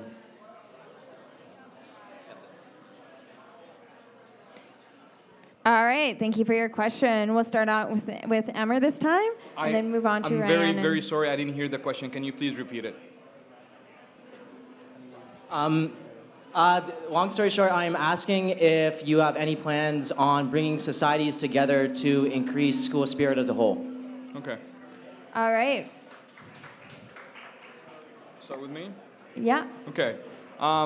As I mentioned before, we have the DSU, but we need something like the Carleton Advisory Committee. I said it's going to be formed of all societies operating from Carleton. So that's Type 1, Type 2, Type 3 societies. They need to come together once a month at least, see what everyone is up to, and discuss how can they work together on initiatives related to their campus. Same thing will be applied in Sexton. I believe if societies get together at least once a month and see what they are up to, they can come up with a consolidated calendar of events. And instead of each society working on one issue isolated, they can all work together. That's a really, really big thing that we need to have, because right now there's nothing like that happening in Carleton or in Sexton. Well, we have the Sexton Advisory Committee, but it's not that active. So I believe we need to bring societies together, and I believe that there's going to be a feature, like a Q&A feature of the VPI on the big societies, Levitt Societies Council, so that they can ask questions and get updates on the DSU regularly. Thank you very much, Ammer. Moving on to Rhiannon. Cool. Yeah, thank you for the question. I think that generally my ideas for collaborating more among societies, both different kinds of societies and similar type societies, will play into this really well. But additionally to this, I think creating more partnerships with things like athletics is a really good venture. I know that Get Real partners with athletics to do different things, like athletes wearing pink things and getting people out to athletic events, and it increases turnout of athletics and thus increases school spirit. And I think initiatives like this are really good. You know, this also happens during O Week when there's like 1,000 students going to a sports game, and we should be like continuing those ventures into the school year, the academic year. 20 seconds. And I would be interested in working with the VPSL in creating more programming along those lines that links societies with athletics or different other groups to increase school spirit and general presence at things like athletic events. Thank you very much, Rhiannon. All right. Do we have any? Yes, I see a question. Hello again. I have a question for both candidates. If you are serving as VP Internal and a petition is presented to you concerning ethical investments, what steps will you take to establish whether that petition is signed by Dalhousie students or by members of the public outside of Dal? All right, thank you very much. That's a great question. We'll start off with Rhiannon and then go to Amber. You will each have a minute to respond. Yeah, I may be wrong, but from what I understand, things like that can be checked through the registrar's office. I'm not entirely sure how access to that works, but I think something could be worked out with the registrar's office as it is in other cases like, you know, candidate nomination forms for this election to make sure that the students signing those petitions are DAL students. And things like including B00 numbers on them would help a lot. Yeah, I hope that answers your question. Thank you very much, Rhiannon. Moving on to Amber. As Rhiannon said, things like that can be easily answered. If someone has a petition, we'll give them, please include the B00 number in whatever you're petitioning on. And it can be checked with the registrar's office. I think within a day they respond. We can actually come up with a mechanism that, or like a feedback loop, not a feedback loop, a feedback mechanism that we can create a petition that if there is an issue that we can get more than 100 students to sign on it, it has to be presented to the DSU the next council meeting. Something like this can be added to the VP internal agenda, and I think it's really, really easy to implement. It would literally just take 3 hours of work. 20 seconds. All right. Thank you very much. Moving on to a next question. Does anyone else have any questions for our candidates? I see a question over there.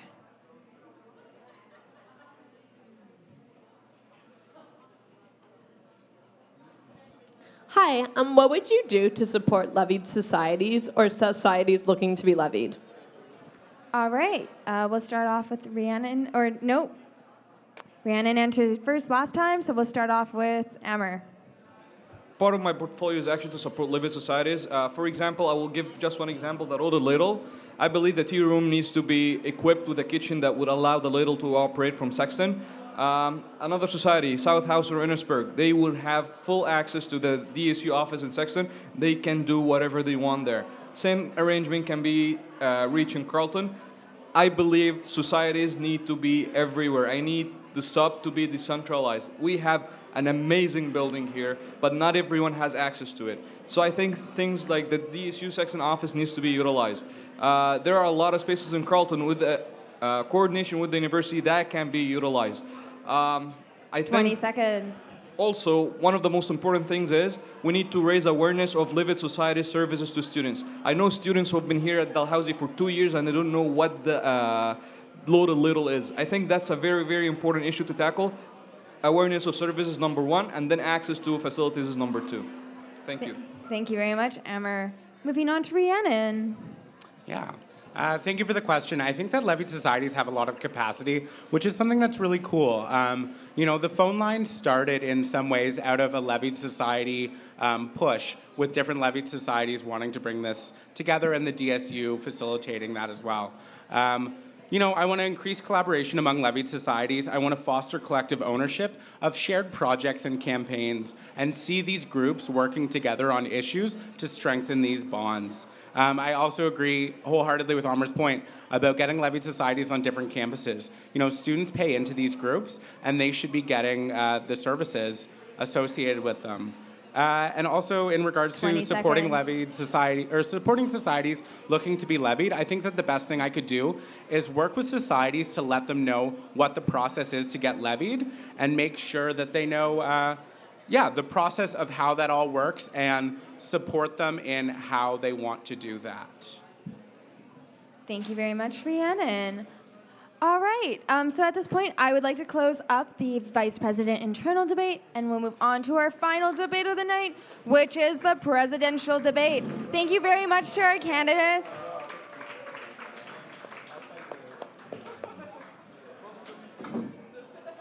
All right, all my presidential candidates, if you can come up to the front, that would be fantastic. I'd also like to do a call out again. Is anyone here from the WUSC Society?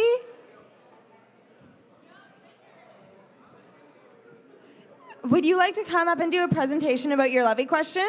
No, okay. What?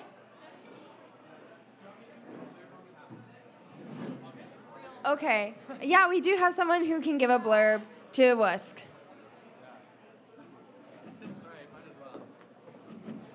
Hi everyone, it's Bobby again. I go by he and him. I'm a huge supporter of WUSC, so I'll quickly tell you what they're levying for this year. So WUSC has been on campus for 30 years now. Every year they bring 2 refugee students to Dal to study here. So they cover their full tuition, their living costs, their food. And not only that, they help them transition after first year, so helping them get established in the community, which is something very unique from other refugee programs that are offered here in Canada. So this year they're actually asking us to say yes to WUSC for a 25-cent increase in their levy. So that would mean that we'd be able to double the intake of refugees, so go from 2 to 4 refugees here studying at Dalhousie. So if you have the 25 cents to spare, I definitely encourage you to say yes to WUSC. Thank you.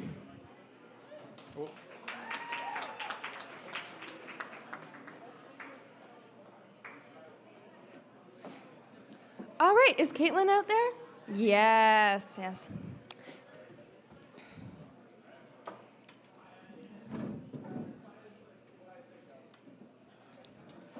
All right.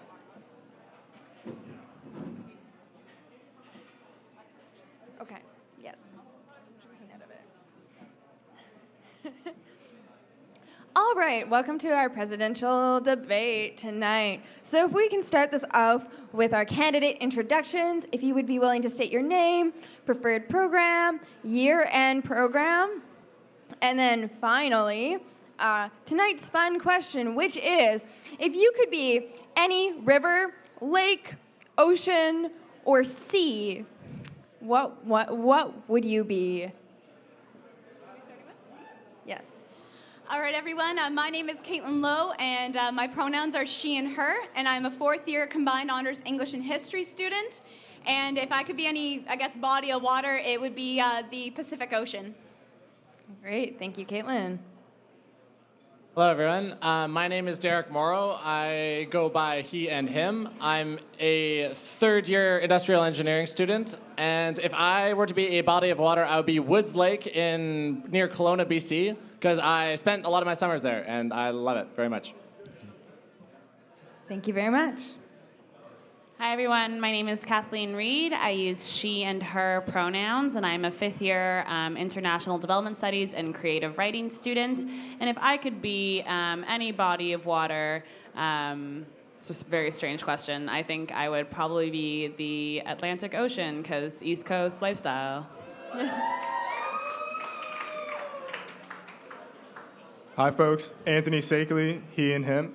I'm a 4th-year neuroscience and international development studies student, and if I could be any body of water, I would just have to take the Nile River, long and hard. There we go. All right. Thank you, candidates, for all of your answers to the last truly weird question I will ask this election season. All right, so now we're going to move on to our platform section of the debate. So each of you is going to have a minute to present your platform. Just to give you an idea about the debate structure tonight, after the platforms, we'll have one question from the Elections Committee, and you'll have 1 minute to answer. Then we'll have 1 minute of rebuttal, and then we're opening it up to questions from the students. So because Caitlin started first on introductions, Derek will start first this time, and Caitlin will end last. All right, hello everyone. Again, my name is Derek Morrow. I've essentially divided my platform into two different sections, a short-term plan and a long-term plan.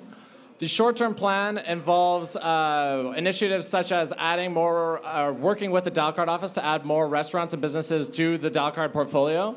I believe that this will help make Halifax more accessible to students and just be beneficial for the university overall. In terms of a long-term plan, it features more long-term initiatives that I believe would extend beyond my term as president.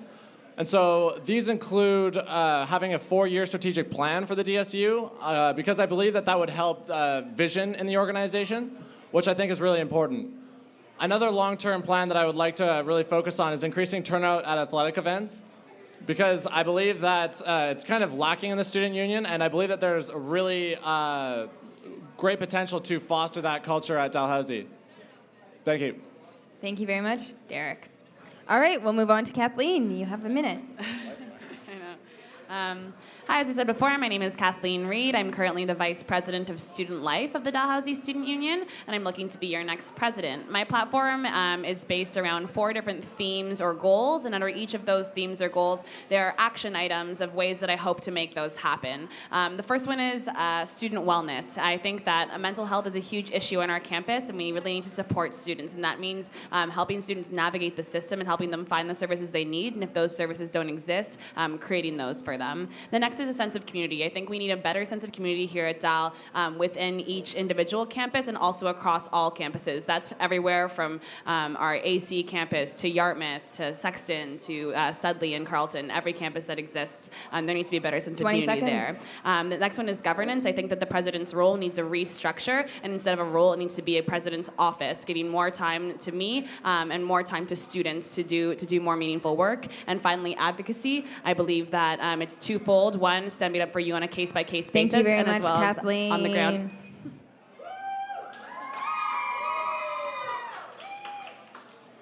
All right, moving on to Anthony. Anthony, you have a minute. So folks, my platform is centered around a number of things regarding mental health. I'm currently the project manager for the university's mental health support strategy, which has been very exciting to work with the numerous groups working on that. One big thing is also looking at the health insurance. There's an issue for thousands of students right now with the health insurance plan, so we're going to be renegotiating it and also making the office itself more accessible to students. A lot of international student items for you guys that I won't run through, but one of the big ticket items is regarding tuition, and I'm currently the Board of Governor representative, so I had great opportunity to get that firsthand experience on what's going on with tuition.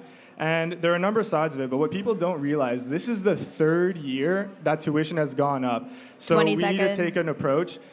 In short term, we'll be making sure the departments receive more of that money, and also in the long term, working with the Board of Governors, the faculty, as well as other universities to create a long-term plan to address the issue and lobby the government for more money. I've been working with the ex-finance minister to look at that.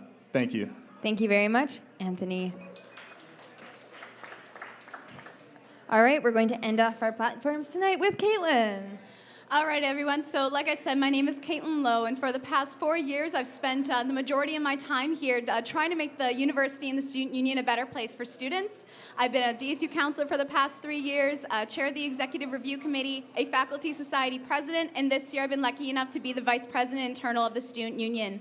My approach to the role as president is twofold. I want to harness the energy and the passions that already exist on this campus in a diverse number of ways in order to harness that energy and then bring that forward to the table table and make sure that the issues that you're passionate about are the ones that are advocated on, and I want to give you the tools and the resources to be able to do that. In addition, I think it's really important as the president to not only be available and accessible regardless of what campus or faculty you call home, and making sure that there are as many avenues as possible for students to influence the direction of the university and the student union, regardless if they're able to be involved. We're students, we're busy, we work a number of jobs, and I think it's important to have your voice heard regardless of your capacity to actually be involved. Thank you very much, Caitlin. So before we move on to questions, I actually have an announcement that's been sent to me by the Dal Arts and Social Sciences Society that I'm just going to read out. I hope you don't mind. We really love working with societies on campus. So this announcement is, there is the Dalhousie Arts and Social Sciences Society Undergraduate Conference happening tonight from 7 to 9 p.m. in the Ondaatje Auditorium in the McCain Building.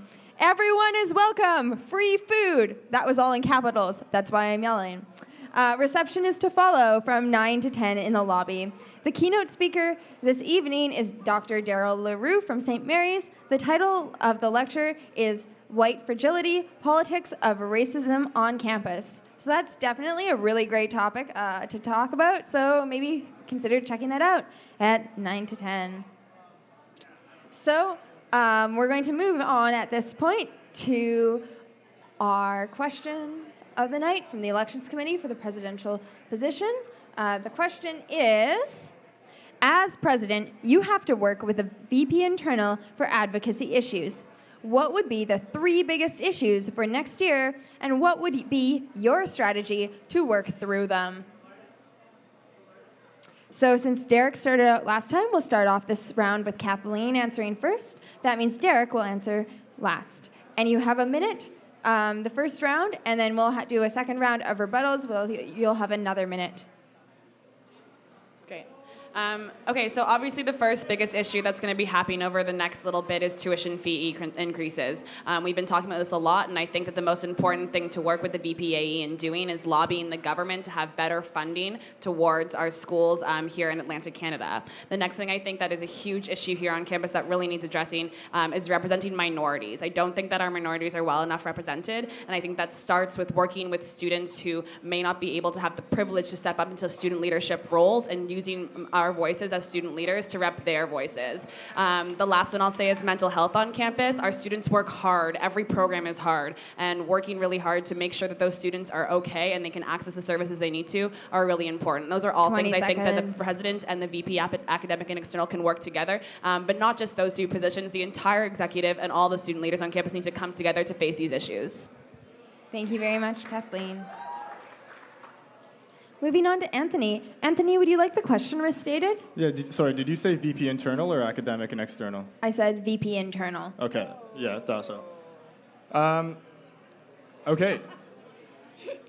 So the 3 big issues, number 1 is actually revolving around levied societies. I mean, regarding Sexton and Carleton campus specifically, I think we need to take an increased focus on making sure that levies that are being paid are reaching those campuses. That's super important because thousands of students reside on those campuses, and we need to make sure that they're reaping the benefits of the services they are paying into. The second item there would actually be around student jobs. Students need the opportunity to work and make a few bucks over the week in a way that works for them as students. And the DSU should be providing that opportunity instead of outsourcing jobs immediately. And the third thing is regarding faculty societies. Faculty societies represent so many students, and that means that they are just as important as any DSU exec or any DSU counselor available. We need to be supporting them financially with our time, with our effort, with our resources, because they know their constituencies better than anybody else. Thank you. Thank you very much, Anthony. All right, moving on to Caitlin. Caitlin, would you like me to restate the question? Yes, I just want to clarify this question is centered around equity issues. Okay. As president, you have to work with the VP internal for advocacy issues. What would be the 3 biggest issues for next year, and what would be your strategy to work through them? Okay, so the three issues that I think are very important, especially in terms of equity, is sexualized and gender-based violence, racism and xenophobia on campus, as well as accessibility. In terms of sexualized and gender-based violence, I would work very closely with the VP Internal to continue the work that I've already been able to do this year around implementing the phone line and expand those services to support survivors of sexualized and gender-based violence. I also think it's important that we ensure that all our caretakers on this campus have the most holistic and trauma-informed training to support these students. I also think that we need to increase the amount of peer support programming available. In terms of racism and xenophobia, we definitely need a more comprehensive approach to doing programming to raise awareness on these issues, but that programming needs to come from the ground up in terms of the experiences that these issues are, that these students are facing on a daily basis.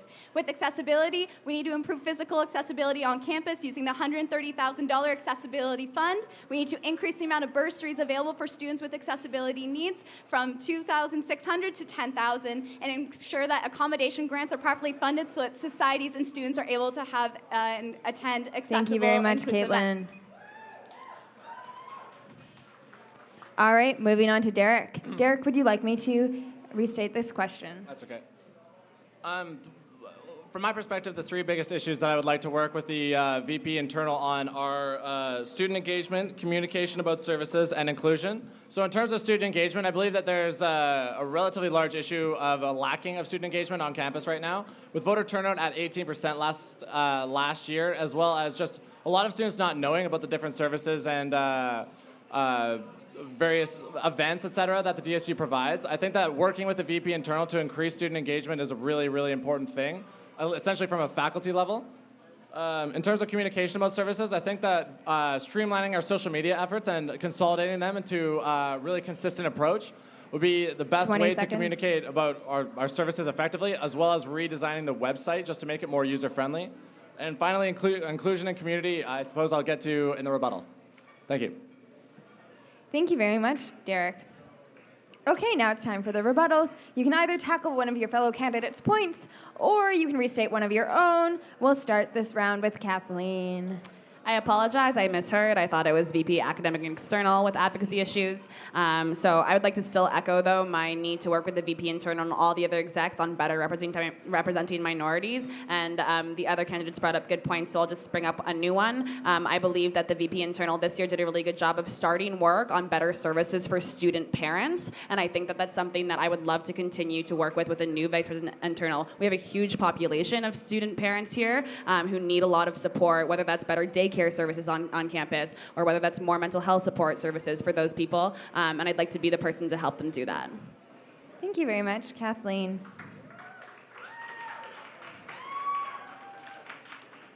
Moving on to Anthony. Well, folks, in the spirit of a true rebuttal, I'd just like to address two things that came up. One was needing to increase mental health peer support resources. And again, the one thing that we see between administration and the DSU that we have an agreement on this year, so we spent the time actually doing the research into the programming to figure out how we compare with other universities across the country, figuring out what we have on campus, what we don't have, and how we're going to fill the gaps. And one of the things we realized is that there are amazing services on campus. So the first thing we need to do is work with those groups that are already providing excellent services, strengthen the support we're giving them, and strengthen the communication among each other so that we can all work better to offer students the services that they need. 20 seconds. Thank you. Thank you very much, Anthony. Moving on to Caitlin. In case my point wasn't clear, in my platform I clearly state that I think it's very important to take a look at the services that we already have on campus and provide additional resources. Student societies such as Dalhousie and South House already provide a really, really great peer support programming for the students that they are trying to help, and I think it's important to make sure that that work is able to continue and make sure that we have resources in order to expand it. In terms of creating specialized peer support services, I think it's important that we recognize that students on this campus have very specific needs when it comes to first-year students, international students, graduate and professional students as well, and as well as our residence assistants to make sure that those supporting our students and residents have the best training possible to be able to cope with that. 20 seconds. I also would like to echo the point around the work done this year around student parents and making sure that there's childcare funding accessible for students to be able to attend union events as well as just be able to study for their classes. I think it's really important to take the issues that students are passionate about and give them the tools and resources to be able to implement the solutions that they are striving for. Thank you very much, Caitlin. Okay, we'll move on to Derek.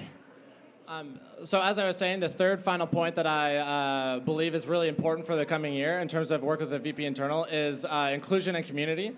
So one of the initiatives that I'd like to do is create a presidential advisory committee with 6 different equity seats to ensure that their views and perspectives are represented at the executive decision-making level. Although I realize that that doesn't necessarily involve the VP Internal as much, I definitely believe that their perspectives could be involved with VP Internal decision-making as well. In terms of working with the VP Internal, I believe that focusing on conferences and programming, focusing around inclusion and community, and so working with various campus partners, bringing them all together, I think would be really important for the coming year.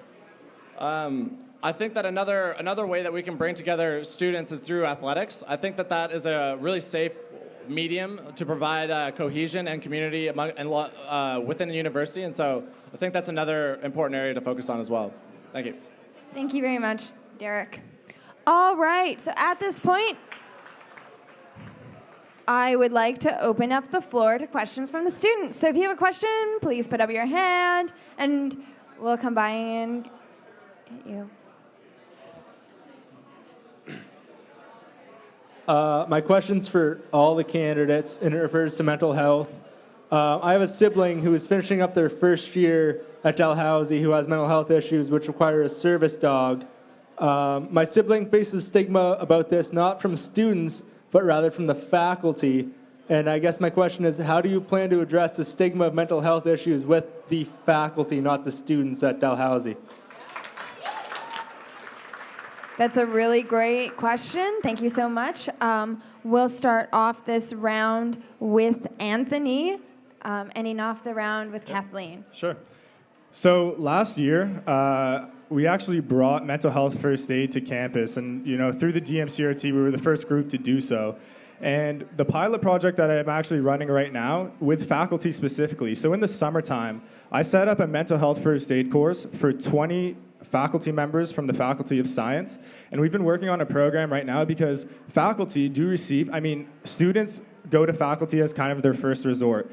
And when we had these 20 faculty members in a room talking about their experiences with students, and also getting the certification and training on it, what it did is it opened up the doors for us to actually look at how we can continue to support faculty so that they can support their students. The truth is that, it's a shame to hear that there's issues around that, and I think that's something that needs to be dealt on the higher up. But we need to start with education, and faculty needs the education just as much as we do as students. I thought that was a really cool initiative, and we'll be moving forward with it, hopefully rolling it out to other faculties as well. Thank you very much, Anthony. Moving on to Caitlin. So I think it's really important to build a partnership with the Dalhousie Faculty Association, and in terms of mandating that this type of certification in terms of education around mental health, but also how to support students who are facing mental health issues, and also to communicate the many accommodations available for students with mental health needs to be implemented directly and right away. I can't emphasize enough the importance that this sort of training be mandated for all faculty to take, as well as additional certifications for faculty to be able to expand upon their own knowledge and essentially educate and raise awareness to their students, and so that students know which faculty members are probably better equipped to handle their needs. 20 seconds. I also think it's really important that we address mental health through the syllabus specifically, and making sure that faculty are treating mental health just as they would physical health, ensuring that students are aware of the accommodations that are available to them, and having that information be directly available from the syllabus from the first moment they walk into class. Thank you very much, Caitlin.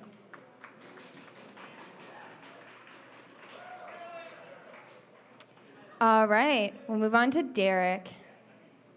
I believe that there are two different sides to this issue.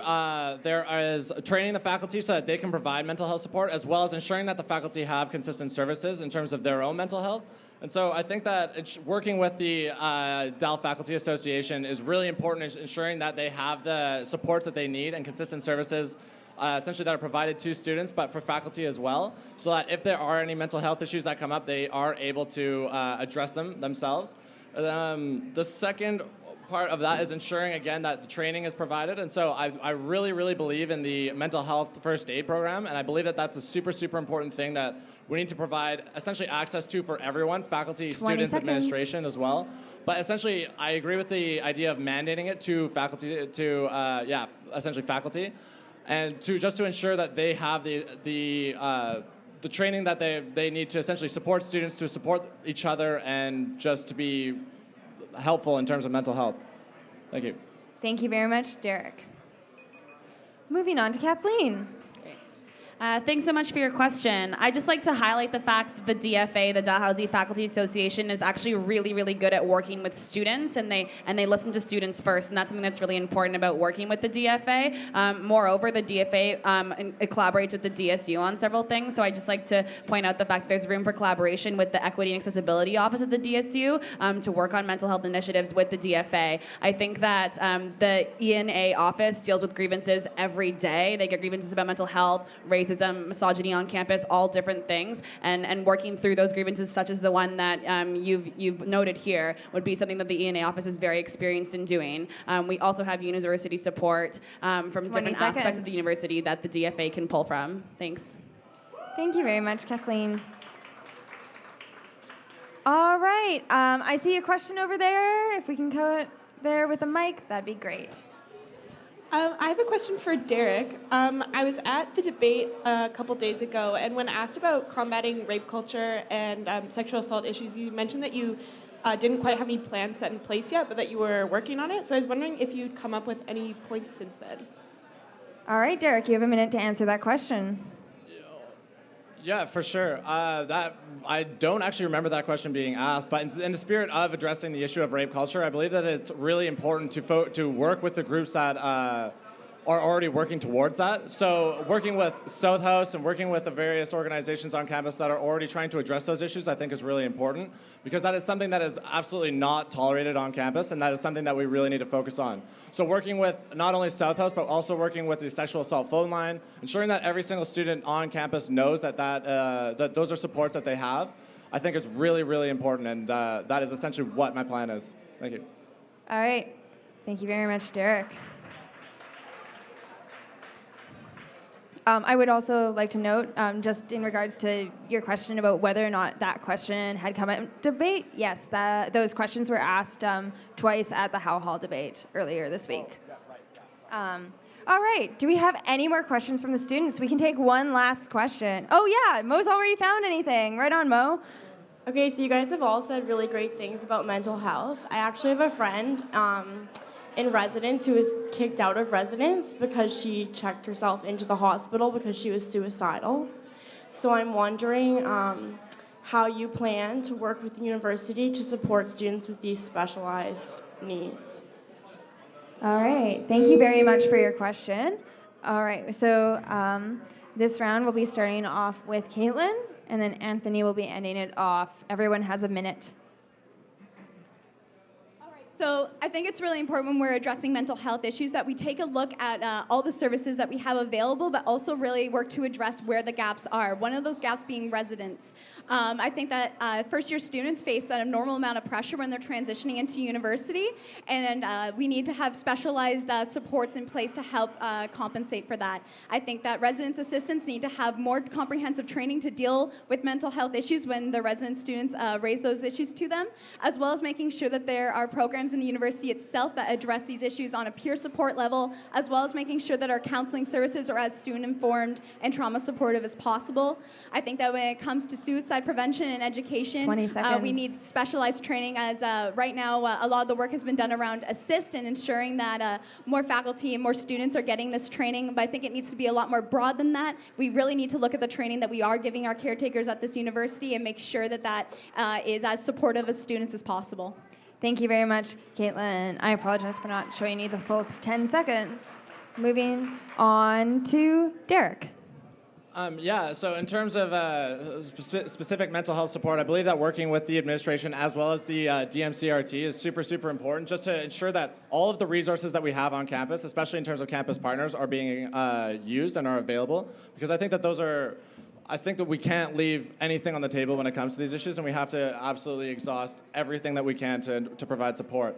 In terms of specific to residents, I believe that something that is really important is having RAs trained in mental health first aid, and just being better trained, because I believe that residences should be seen as a safe haven for students, so to speak. And as residences typically contain a lot of first years in them who are moving away from home for the first time, have financial stress, have school stress, or dealing with different schedules than they're used to, I think that essentially residents need to be as supportive and as essentially safe as possible, as we can essentially make them using those resources. Thank you. Thank you very much, Derek. Moving on to Kathleen.